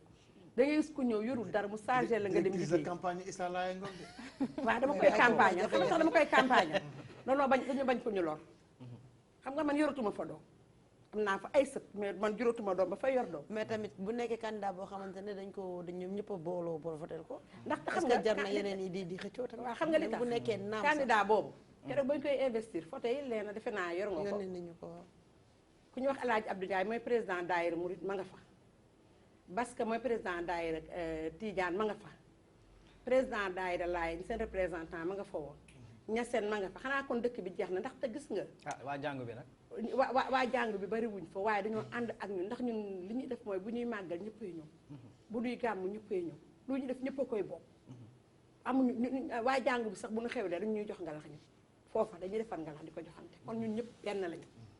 ñooñu ñëpp dañoo ànd signer ko d'accord ak moom ba pare itam nag dafa dañoo gis sax beneen bunt bu mu génne ndax xëy na suñu xel eggu ci ndax rapatriement corps ku ne xam na ne jafe na ci diaspora bi Issa Laye keroog bañ koy investir indaale na xalaatam xalaat bi mu indi mooy nee na ne sénégalais bi nekk de 30 euros par année ñu def ci pexe boo xam dinañ la ci yóbbu ki lay accompagner ñu fayal ko lu yaas jox sa famille lu ñu dëjale Sénégal defal la passe aller-retour yu accompagnant bi nga ñu bisiwaat ndaxte ñun duñ bu boobaa moom du ko yemale rek sax ci Sénégal yi ndax tey malien day dee Tenerife communauté malienne ba bay africain ñu jàpp ko Afrique de l'Ouest gépp lañ ciy boole Gambien ñëpp la ñuy boole ci loolu. man bëggoon naa ñu des un peu ci seen jafe-jafe yi ba xam naa ni defal nga bu baax seen publicité seen kooku nga xamante ni mooy seen candidat bi. mais président Macky Sall peut-être Ngom dina ci mën a àdduwaale sax. muy dafa leen beral loxo ci genn wàll. parce que dañu gis ci 13e législature bi ngeen am lu mu bon ay député yoo xam ne ñoom ñoo fi toogal waa diaspora bi. ñàkkul que ni Espagne am ngeen ku leen fa toogal lii nga fi jot a jooy ci ay jafe-jafe ndax jot ngeen a dem foofu wax ko becc ko ci kanamam ne ko nag ñun lii lañ am bëgg nañ ko porter ko njiitu réew mi yaakaar naa ñun li ñuy wax fii donte président mën na see jot mais bu jaaree assemblée nationale war na gën a yoon wu gën a gàtt. waaw xam nga Mor Kane ki ñuy wax Mor Kane waaw. honorable député. dama ne la Tenerife la nekkoon nee naa la su ma duggee ci PDS ngir yàlla ak jëmm. dafa jóge Tenerife taxul dëkk bu ñuy wax Burgos bàyyi fa ma doon président de PDS bu Tenerife. kon xam naa ne suñu ñun jooy nañ ko waxuma la jooy waaye dafa xam gis nga li ma lay wax nii lépp fa la fekk Mor Kane presque 6 dernières années élection yi passé rek la fa nekkul ma diriger ko waaye toujours moom ma nga fa woon xam na li xew lépp mais xëy na moom comme xëy na opposition la mënut a egg ci président Macky Sall mais consul honoraire la ñu bëgg boo xam ne du doomu sénégalais benn jóg ci àdduna bi diaspora bi ñaar Tenerife Issa Laye la ñu bëgg moom la ñu bëgg kuñ ko jële bëgguñu ñu cocktail ñu buñ ñu cocktailee dina metti ndax duñ ko nangu bu ñu kenn cocktail ndaxte ki réew ki dëkk bi bëgg kooku lañ ñu war a jox ñun Issa Laye la Mamadou yóbbante bi war na ko mën a jottali président Macky Sall ak ministre Amadou Ba waaw parce que en fait bu weesoo loolu ki c'est pas une première fois que dalal nañ fi ay nit jafe-jafe yi ci biir consulat yi am na kuñ fi mos a dalal sax mu ni dem nañ di wuti ay këyit ñu ni ñooñ dañoo dem ngénte su ma juumlee loolu la wax voilà mu nekk yu doy waar yoo xamante ni aussi tamit xam nañ gëdd bi mu jox les Sénégalais vivant au niveau de la diaspora ba amoon na benn direction boo xamante ni kenn ku bokkoon ci yéen nekkoon seen dëkkandoo bu la soriwul dara doon Sori Kaba bu mu jiite woon te mu jógee fa bu yàggul keneen nekk fa tey ji yóbbante bi troisième mandat may doo bàyyi mu jël yóbbante peut-être sénégalais un peu diaspora bi lu ñuy jooy dafa bari ci ay wàllu ci wàllum kayit lu ci ëpp nag ci wàllum kayit la ndax jooy loolu c'est pas lu ñuy wax ndax njiitu réew mi dina koy dégg ba pare di ci def ay jéego parce que lii c'est pas une première ñun ñu fi dalal ci ay sénégalais yu nekk au niveau de la diaspora ñëw di wax jafe-jafe ñi am ci ay mbërum kayit au niveau de leur consulat du jeex du xaaj. waaw moi je pense que état dafa am aussi ay canaux yu koy informer je pense que président de la république président sénégalais yëpp la et d'ailleurs jox na importance la diaspora moo tax ba muy def réforme boobu sax attaqué nañ ñu si mais tey ñoom gis nañu njëriñ li parce que 15 députés yooyu ñu leen defal je pense que terewul problème yi ñu ngi am ba tey mu jóge si loolu ñëw jël ab secrétariat d'État jël le ministre Moïse Sarr mu dénk ko je pense que loolu aussi day wone importance bi mu jox à la diaspora et Moïse Sarr man suma grand frère la donc moom muy gérer loolu. est-ce que josé ngeen poids économique bi ñu représenté. waaw non posé nañ ko parce que xam nañu ne diaspora bi lim fiy def mun nañ jàpp ne amul benn secteur bu ne ci dëkk bi sax bu koy def. mais aussi comme ni ma la wax rek Sénégal moo xaw a sénégalais moo naxaree gérer parce que tey di nga dégg comme ni nga ko waxee ñun ñii ñëpp dañoo am ay mbokk wala ay xarit yu ne à l'étranger. parfois pour nga gérer leen c'est un peu compliqué parce que ki dul nekk en règle. mooy bëgg a ñëw bëgg a forcer yenn yi bëgg a tax sa moom li mu day imposer ba finalement mun na dal sa kaw attaquer la maman je sais que ne tey moom moo ne Tenerife moom moo xam ñoom seen problème yi ñuy dund et man comme ni ma wax rek nit ku ne loo mun di wax man damay am bonne foi jàpp ne li ngay wax moom moo ne mais comme ni ma wax moom les autorités compétentes dinañu yëg le problème et je pense que dina ñoom aussi ñàkkul ñu am seen canaux d'information parce que comme ni muy wax man li ma mën a seedeel waa Tenerife parce que ñu nag ñoom Mbaye je pense xaw ma ndax Mbaye demoon na ou pas on a été à Tenerife aussi championnat du monde bu basket je sais que ne wax dëgg neex yàlla man ba ma fa demee dama tiit sax parce que li ma fa gis ci ay sénégalais yàgg nañu voyager mais mosuñu ko gis et c'est non si ça stade amoon na parce que canot ba ngeen jaar moo baaxul. non en fait non c'est pas le canot moi d'ailleurs boo gisee parce que mënuma quand même ñëw man ma gis loolu tey à part équipe Espagne mais tamit di nga bàyyi xel ci ñoom nee nañu def nañ jël nañ seen candidat ba tànn ko loolu moom tamit laa la xam nga tey ñoom dina ci bàyyi comme xel li ma wax tey mën nañu jàppe Tenerife ne ñoom état à part la comme buñ ko jëlee ci côté boobu ñoom am nañu possibilité ne diw mooy suñu candidat mais xam nga état amul candidat état lu mu am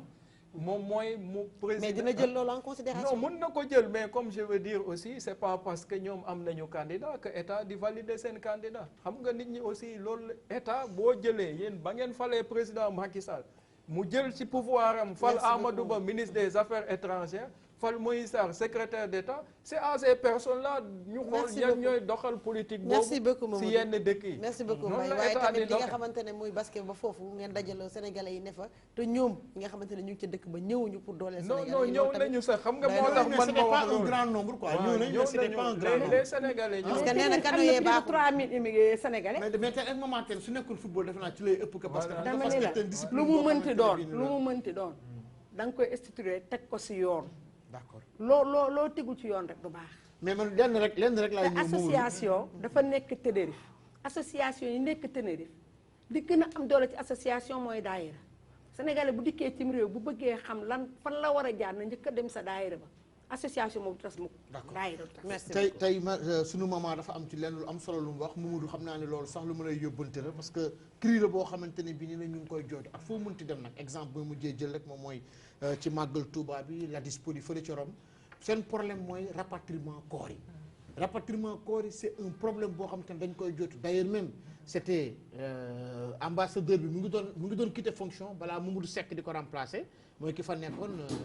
c'est un gars de Fatick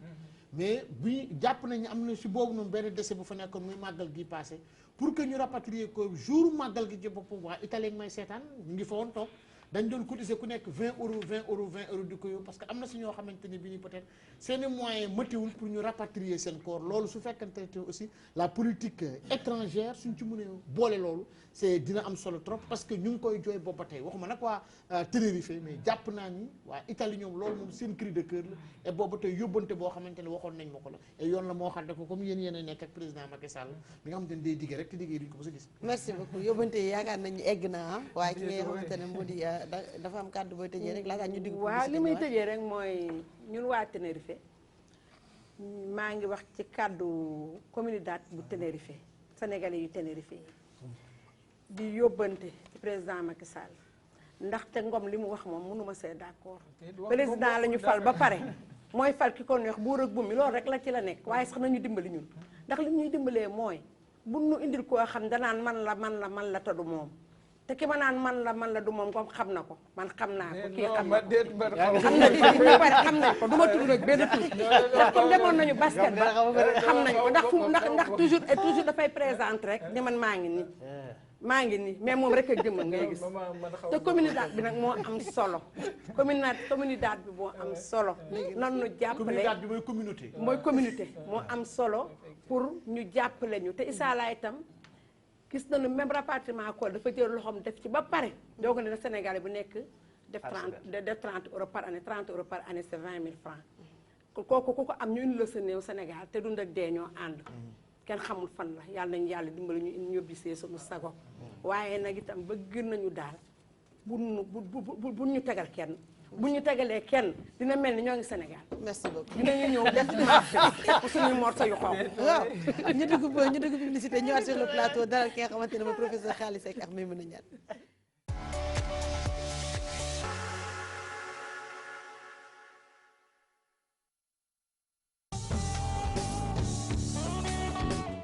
mbokk yi bisa gi noonu mu ñaa production dellusiwaat na sëñ Modou Niang mi ni sëñ Modou Niang fan nga jëm mu ni dimanche le 19 janvier ci stade municipal bu Bargny laa jëm tey sëñ Modou ginnaaw bu mu tojee stade Iba Mar Diop toj arène nationale ñu ni fan nga jëm mu ni stade municipal bu Bargny sëñ Modou Niang kan nga ñu nil Petit Koña écurie Kaay Baax lay bàyyeekoo xale technique xale ndaanaan xale bi nga xam ne saa bu jógee waa écurie Kaay Baax jóg waaye ku muy dajeel Jaw 2 école de lutte Balla Gaye lay bàyyeekoo xale bi nga xam ni waa école de lutte Balla Gaye dañ ko bëgg lool te wóolu ko cay ñaari ndaanaan ci benn bis ñu ni ndax sëñ Modou fa nga yem mu ni déedéet saawaalo école de lutte Balla Gaye lay bàyyeekoo war a dajeeg adduna Toro war a laaleeg Marley Junior Thiaw Anta war a laaleeg Caatu bu Gaajo Petit Baye Fall war a laaleeg Caat Mama Lamine war a laaleeg Cheikhouna Jolion war a laaleeg Yikini Caatu Waali ak doomu Sébi Sa Thiès war a laaleeg Siteu Baye Góora war a laaleeg Papa Sow mbokk yi bis baa ngi noonu cey sëñ Modou Niang mu ni fan la jëm mu ni stade municipal bu Bargny dimanche le 19 janvier 2020 mbokk yi bis baa ngi noonu bu ko kenn tardé mbokk yi waa Bargny xaar leen sëñ Modou Niang nee na fu nitu làmb nekk dinaa fa ñëw bégal la waaye sëñ Modou Niang yéen sponsor nga àndal mu ni soxna na fi Fallou Fall Sanar assurance Sokosim ak TNT cey boobu bis bu ko kenn tardé en direct des TV cey sëñ Modou ak làmb waaw ni kat di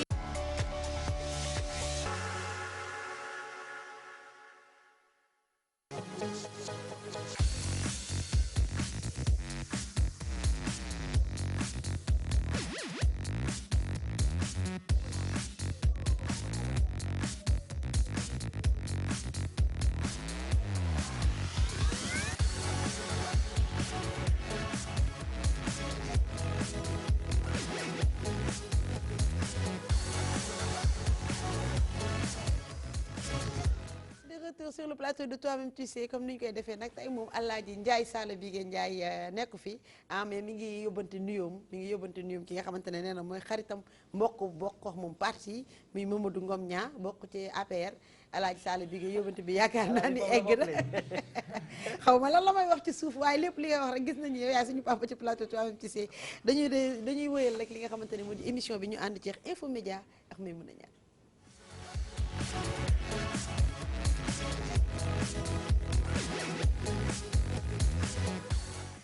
Maimouna tey ñuy waxtaanee lu am solo nga dalal ki nga xamante ne moo di professeur Khali Seck. ñuy waxtaanee rek leena muy dress code maanaam solo bi nga xam ne kon ñuy feeñ ci télévision war nañ ko colin gi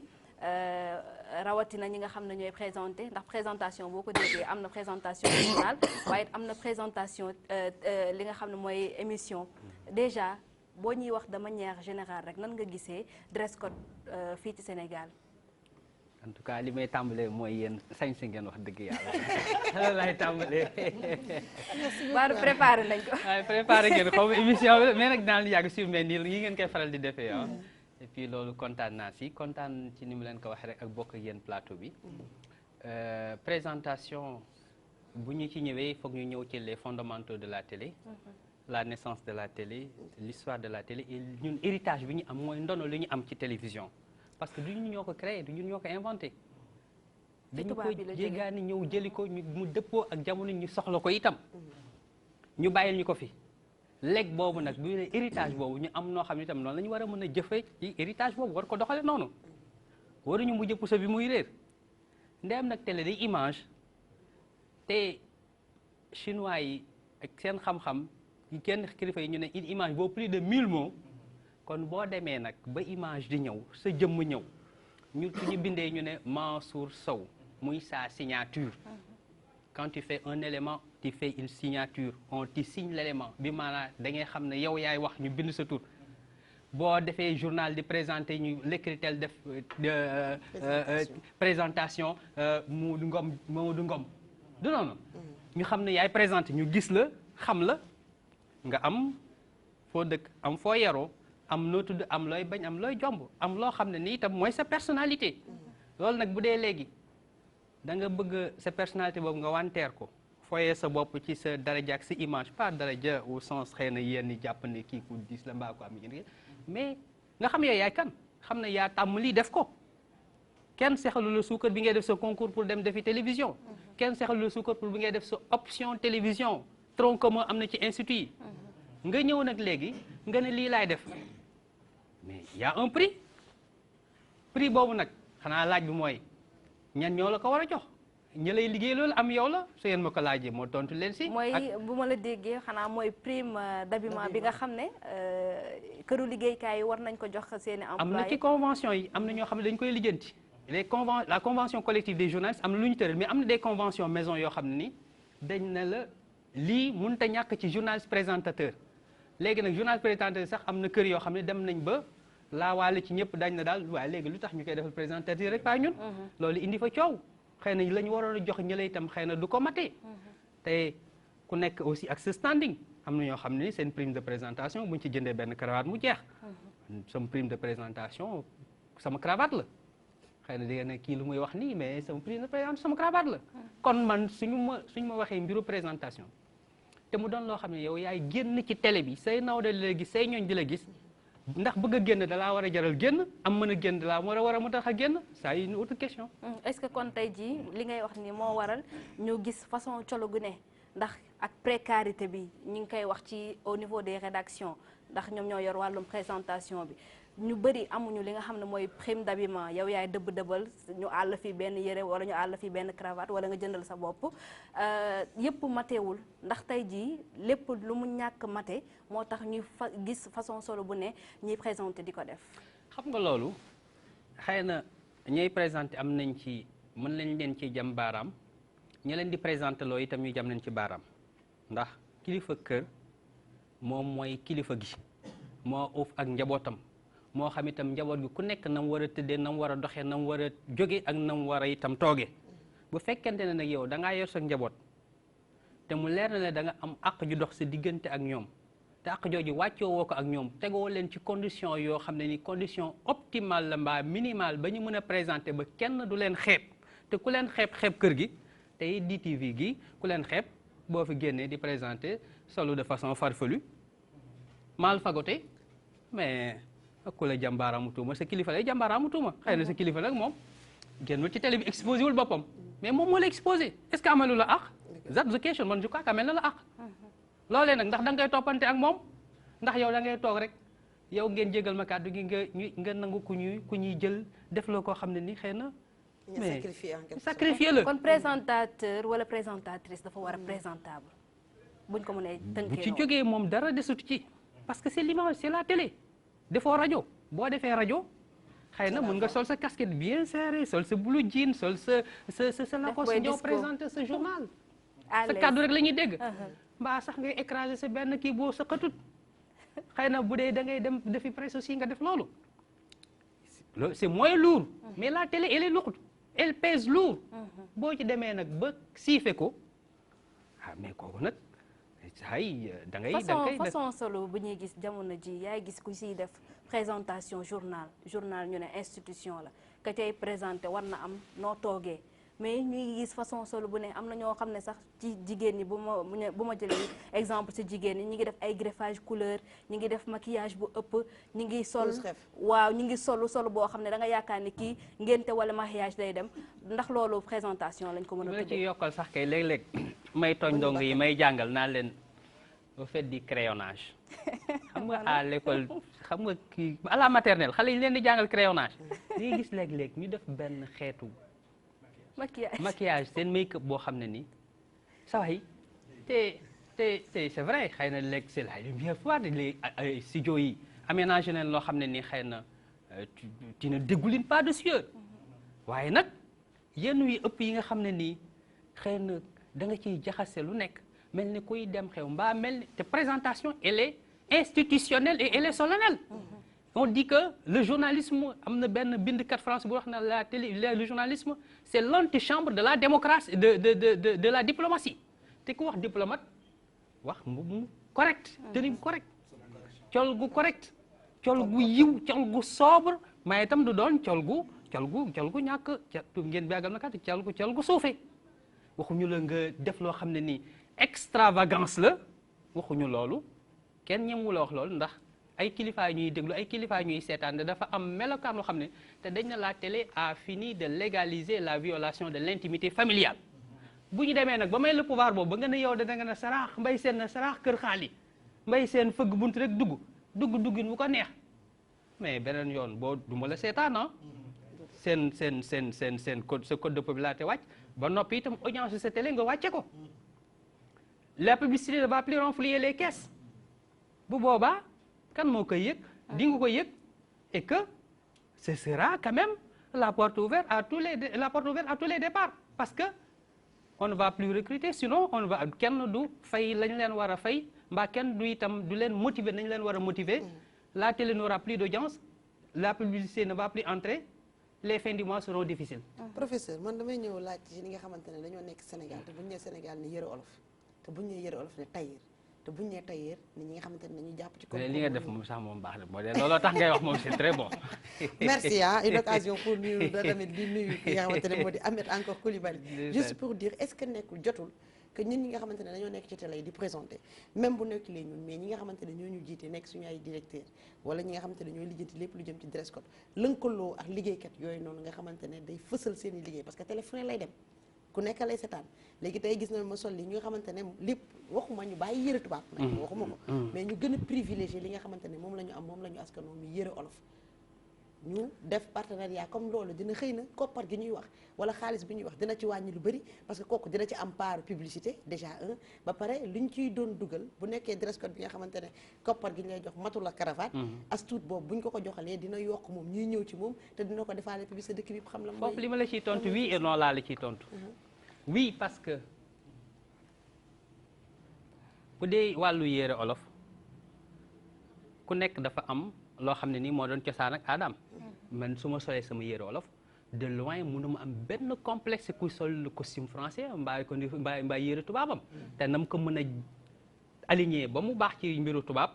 su ma ko dàquma ko ba noppi itam foo indi sa 12 mètres yu taxawul tem ñu jaar la ko fañ ko war a jaar def ci fil ba ñu war a def suivez mon regard xam ngeen ne bu boobaa foofu day toj dëgg la am du dëgg nga waaw sa sant baax na da ngeen laa doon en tout cas sa ñetti Abdou baax na waaw moo tax xale yi ñi ma nekkal fële di ma wax tonton 12 mètres xam nga da ngay ñëw jëli sa 12 mètres getzner def ko na nga ko war a def jaarale ko fañ ko war a dara du ci manqué jot ba bëgg a dee macha allah oui c'est ça waaw mais noonu la ñu ay xam nga télé moo ñu jaay te man maa choisir def télé su ma sama kilifa joxee ma def su ma joxul ma def gën a ma bëgg xëy na mën nañ la ëpp salaire mais duñ la gën a bëgg sa bopp parce que yow yaa sa image day dem ba tenir si soxna si di la seetaan di dem ba fu nekk satellite bi yóbbu ko nga def le tour du monde ba pare yow sa signature boobu nag yow nga ñëw nangu ko spoyé doo ko def boo ko mënul bu ko def boo ko mënul ku la ko def loo gàddu na sa àq léegi nag loo tax ma ne ñoom ci wàllu sañuy yére olof yi ay saa yi dafa am loo xam ne nii noo ci mën a yéegale benn niveau boo xam ne nii keneen ku dul yow nga di nga ko teg aligné ko ni nga ko war a aligné keneen ku dul yow du ko mën loolu di benn waaye nag bu fekkente ne xëy na pour sponsoring la ci wàllu journal man loolu d'accord ma ci ndax man su ma kër damay jox benn kër rek du ma tudd tur mais tey kër googu mu sponsoring ma sama sañse ñu bind na kii mi mu sañ que ëllëg tey man may journaliste di def information je dis bien te information bi jaayuñ ko du lenn loo xam ne ni mooy mbiru loo war a joxe la ci sa aqulaay taala nga gis ne kër googu am na jafe-jafe mbaa métit boo xam ne ni mi ngi koy doxale diggante ba kii mbaa itam luubal gu fi yow nan ngay mën a yow jàkkaarloo kër googu dans le blanc de l'œil di ko wax la nga ko war a wax conflit d'intérêt judd na man en tant que journaliste journal nag laa wax information loolu ànduma ci mais bu dee émission la loolu meneen mbir la parce que c'est les programmes ban émission aussi surtout ban émission bu fekkee ne émission qui est prise en charge par la rédaction nga xam ne nii dafay am un cachet informatif loolu meneen mbir la waaye nag bu fekkente ne ci noonu sax la kuy def émission ak ni nga xam ne moom ngay présenter journal mën ngeen bañ a bokk leen sax ndax boo may def sama émission reggae ñu ne tey la anniversaire Bob Marley mën naa ñu indi sama béret vert jaune rouge indi sama yëri Bob Marley indi samay kii indi samay dreadlock indi samay rastaman émission la c'est les programmes may def émission lamb ma ñëw indi ñëw fii nii da ngay gis sax décor bi ni muy demee ñu changé décor bi changé lépp ñooñu nekk nañu war a nekkee su nga sol ni nga xam ne itam noonu la parce que mënoo dem tey di def émission la ñëw sol yenn yoo xam ne nii boo demee dañ lay xool ci ko naan kii fu mu jógee ngay ñëw di def émission diine plateau bu nekk ak lay àndal mi ngi mel ni en reportage rek bu ñu la yónnee tey dans le Sine natal dans mon Sine natal ñu ne la nga dem ca tool ya nga dem yóbbu fa costume ne da ngay reporter ci béykat yi. wala sol talon. xool nan la béykat yi xool nga sol talon mbaa nga sol mel nii nan la béykat yi xool naan waaye sol ay mocassin loolu mais c'est ça kon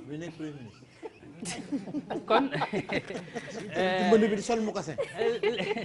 leen émission surtout ci wàllu woowu moom nit ki daal mooy xam mooy personnalité dafa am solu émission ak solu plateau bu nekk journal du benn. Mansour xam na ci dara ndax ñun ñoo bokk liggéey bi ñoo mbay ak yéen ñi nga xam ne itam wax dëgg yàlla ni ma leen ko waxee c'est avec honneur la dajewaat ak yéen di gis ak yéen di leen déglu di leen seetaan xam ngeen dañoo bokk li ñu bokk te itam fondamentaux yi benn lañ.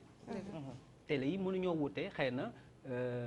ku nekk nag am na ligne rédactionnelle am. waaye dafa am loo xam ne moom surtout ci wàllu col gi ak ci wàllu nekkin ak wàllu personnalité moom nit ki moom moo ko wutal boppam. Mansour waaw man de dama bëggoon Payis nag war naa mën a wane borom émission mercredi bi ñu muy wane fii ñaar ñi mu wane fii ñëpp xam na ni. Mansour nag yaa ngi toog ci plateau bi bi bu dee sol dress code rek moom foofu la fekk baax. kooku yow da ngaa jot enveloppe ci suuf. non li ma bëgg a wax rek moom mooy. ah bul tooñ de. Mansour simple. bàyyi ma kii tey bàyyi ma aj tuuti ndax Mbodj Mbacke mi mu fi wane tout à l'heure xam nga li xaali wax dafa am solo. te bokk na ci leçon yi ngay njëkk a jàng ci journalisme parce que école ba mu génnee foofu noonu bokk na ci boo ñëw rek ñu jël la ni groupe ñëpp rek nga ni télé laa bëgg def ñu yóbbu la télé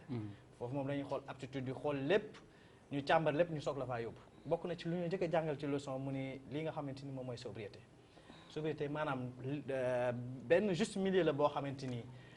mooy tere nga egg ci li nga xamante mooy extravagance li ñu gis ci lu ëpp nag ci chaîne de télévision yi nit ñi dañuy sol lu ëpp ak du sol wala nga sol lu xeebu loo xamante ni ku la gis dina la xeeb mais par ricochet li muy gën a xeeb mooy organe bi nga xamante ni yaay ambassadeur bi loolu benn ponk la beneen bi ma jàpp rek une mission des moyens malheureusement nag dans nos pays rawatina nag fii ci Sénégal yi fi laa xam gëdd bi nga xam ne moom la ñu war a jox ñi nga xam ne ñooy présenté parce que man su ma waxee présentateur rek dama jàpp même ñuy def émission yi bu weesoo émission variété wala yooyu noonu tey ji booy animé une émission politique yaakaar naa ni ngay invité ay kilifa aussi am na dress code boo xamante ni war nga ko mën a respecté comme kii def journal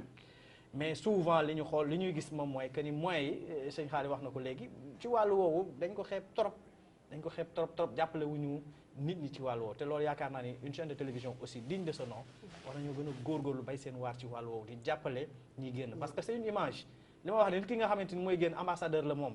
bu ñu gisee leena mu sol lu xeebu lool ci plateau bi le am na ñoo xamante sax léegi avec les réseaux sociaux dañ koy photo ni xool leen diw lii de fii la xewee nga koy gis mu lay metti mu may metti di metti keneen ak keneen te yaakaar naa loolu su continuer su amaatee audience su chaîne de télévision bu bay commencé wàcc audience nag bu wàccee li muy àndal mooy publicité yoo xamante ni publicitaires yoo xam ne dañuy daw loolu baaxul am na loo xam ne nag c'est en dehors lu ma bëggoon laaj xaali c'est en dehors même ci li nga xamante ni moom mooy dress code bi parce que day génn nit ki day présenter journal léegi war a mën a génn ci télé bi bu nekk ci rajo bi amul jafe-jafe boobu bu nekkee ci presse écrite bi amul jafe-jafe boobu Maïmouna day présenter léegi mu def journal supposons exemple la mu def journal léegi génn jaar fii nga xamante ni mooy entrée Soudida bi di buuxante di xaar bus bi wala yooyu noonu ndax wàlloo ñaar yooyu c'est compatible déedéet li ma la ciy dolli rek avant ma yegsi ci loolu ma yëy rebondir c'est vrai que li ñu jàng mais lu tollook fukki at ak juróom ba lu ko ëpp ngi nii may jàngale lu mel noonu te cours bi may njëkk a jàngale ci sama étudiant en première année journalisme mooy le comportement devant la télévision. C'est important melokaan wi ngay mel ci kanamu télé bi nga xam ne nii image la ci télé bi nga xam ne itam moo lay jaay comment se comporter devant la télévision c'est moom sous-titre la présentation et les bonnes manières ni nga war a mel ci sa gestuelle ci sa regard ci sa col ak ci sa xoolin loolu yëpp kon ku koy wax te image doon ak say présentation sa regard doon li nga xam ne nii c'est le premier contact avec les téléspectateurs loolu dafay am yoo xam ne boo ci xawee flancher rek boo ci tarxiisee rek yu ci baree da lay rëcc mbaa itam mu doon lu lay gàllankoor ba nga tàmbalee ba la ngay jeexal ci li nga wax génn ci télé dafa am benn anecdote boo xam ne nii xaw naa cee yàgg nag suñ genn kilifa ci suñu mag ñi dañ ñu koo wax ñu def ci amoon kenn koo xam ne daa présenté journal xëy na du ma wax télé bi yàgg na wax dëgg yàlla présenté journal bu mujj bi ba noppi war a ñibbi banlieue te génn na ci télé bi moom indi na saagam ba mu présenté journal pare lem na costume am cravate am ak yooyu yëpp def ci saagam daal di gàddu génn jël car rapide pour dem banlieue chauffeur yi xam nga dañoo doy waar ñoom ñoo lay gën a xam ñoo lay gën a xàmmee chauffeur ba nekk ca kanam te yow nga ñëw ci ginnaaw toog nekk ci wetu apprenti bi chauffeur bi itam bu bëggee maandu dëgg te bëgg laa tooñ dégg naa ñu ne mu ne apprenti kooku noonu diw moomu xam na nga ko xam bu ko encaissé mooy présentation yi nga xam ne mu ñëpp koy seetaan dafa baax ku mën liggéeyal saa yi te kat saa yi bu mu génnee takk na ay noir fi même 23 heures xam nga moom tam dafa indicé sol casquette am xëcc ko nii xëcc bras de chemise am nii lu ne mu dugg ci mais saa waay daal di koy weer boobu mais loolu yëpp aussi ni mu doon wax rek kilifa dafa am loo xam ne nii xëy na buñ naan ku nekk ab sàmm la te ëllëg dañ lay laaj lañ la doon sàmm nan nga ko doon sàmmee moom ñi mën la cee indil fitna mu am fu mu la mën a tardale ci suñu wàll wi ci la bokk ndax booy liggéeyloo nit te tegoo ko ci anam yi nga xam ne moom nga ko war a teg kooku sax su amee fulla ak fayda mbaa itam bu complexé wul devant le petit écran ba bëgg a désanimer boppam ba ne day génn télé te laa na man génnuma télé bàyyi leen ma nekk en service reportage aw ma paasu taxi ma matu ko télé dafa metti sol boo amul oto aw ma oto te it sax léeg-léeg nga am oto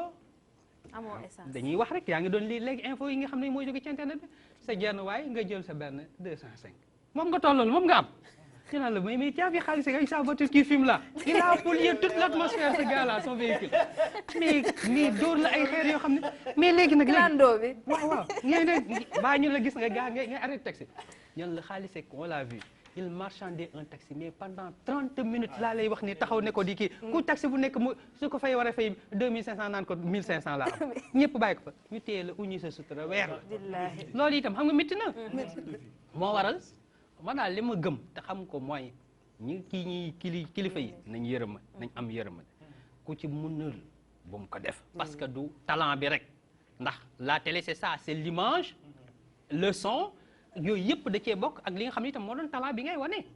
yow loo talentueux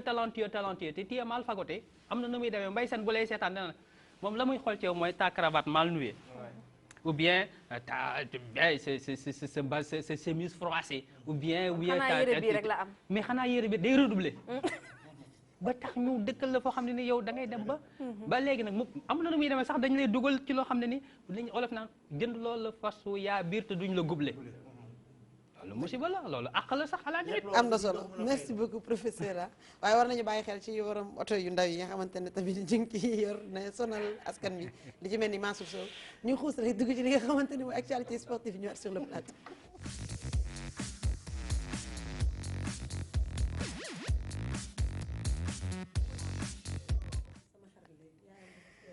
ba léegi ñu waxtaanee li nga xamante ne moo di toi-même tu sais notre international Mbaye Sène actualité sportive la ñu wax tey ñu commencé ak li nga xamante ne moo di tennis Open d'Australie un plateau explosif. un plateau explosif au niveau des filles loolu lay door a doon parce que soo dee seet li nga xamante ni moom mooy le tableau féminin on aura Serena en compagnie de Barty, Osaka, Pliskova et Alep mooy le tableau féminin qui s'annonce explosif et je rappelle que 13 ans Novak Djokovic n'a pas perdu fële nga xamante ni moom mooy Melbourne. Basket NBA programme de cette nuit. Le programme de cette nuit à 0h Indiana, Minnesota, Philadelphie, Chicago, Toronto, Washington, Memphis, Cleveland, Oklahoma City, Miami, San Antonio, Atlanta et pour terminer à 2h30 du matin Dallas, Portland. Football local programme 6e journée Ligue 1 et Ligue 2. Le programme de la 6e journée Ligue 1 Stade Djibril Diagne le samedi à 16h GF Génération Foot Seneps Stade Fodé Wade Diambar Teungueth FC leader Ibrahima Boye de Ndiarème Jaraaf Stade de Mbour et le dimanche Stade de Mbour Stade Amadou Barry autant pour moi NGB Casa Sport Caroline Faye Mbour Petite Côte Union Sportive de Gorée Stade Albouri Ndiaye Ndiambour Dakar Sacré-Cœur Stade Alassane Djigo AS Pikine Douane et pour la Ligue 2 le dimanche Stade Ibrahima Boye de Ndiarème toujours à 15h30 de Dakar Université Club reçoit Keur Madior Uzo Sonacos c'est à 18h Stade Lat Dior bu Thiès Africa Promo Jamono bu Fatick c'est l'équipe de Ngom Thiès FC daje ak Amitié FC Massène Sène EJ Fatick beneen seen équipe encore di daje ak Port Autonome de Dakar Stade Mawade Wade Linguère GFF et le lundi à 16h30 Stade Caroline Faye bu Mbour Demba Diop Renaissance. Football U20 féminin mondial 2020 programme première journée. Le mondial U20 de la première journée je rappelle que ça concerne les U20 d'ailleurs ni match aller bi fële nañ koy jouer le samedi Bow City Stadium ca Sierra Leone à 17h30 préliminaire premier tour Sierra Leone di daje équipe bi nga xamante ni bi moom mooy Sénégal je rappelle que ni mondial féminin la U20 pour le match le tour préliminaire autant pour moi le premier tour. Mais on va terminer avec le football européen. Le football européen, rapidement donner quelques programmes. En Allemagne, le Schalke 04, Borussia Mönchengladbach. La Liga Leganense, Getafe. Et je rappelle que la Coupe de France, demain, Grandville avec Olympique de Marseille. En Jupiter, en Super League, Alanya Sport, Kanya Sport. Istanbul, Başakşehir avec Matali Sport. Grindstone, Fenerbahçe. En Espagne, le Real de Madrid qui reçoit le Football Club de Séville. Et Eibar qui va recevoir l'Atlético Madrid. En Angleterre, Newcastle, Chelsea, Crystal Palace, Manchester City, Arsenal, Sheffield United, West Ham, Everton, Watford, Tottenham. Et je rappelle aussi que toujours pour la Coupe de France, le dimanche, Nice, Red Star, Primilese, Limonettes, pour donner que les affiches Maki. Nantes, avec Lyon, Momoy Achif Ligue 1B. En Italie, la Lazio de Rome face à la Samp, Sassuolo, Torino, Napoli, Fiorentina. Et toujours en Allemagne, pour rappeler que le Bayern de Munich dina jouer son match Union face à l'Espèce, Cologne, Wolfsburg, le Borussia Dortmund dina équipe bi nga xamanteni mom moy Augsbourg.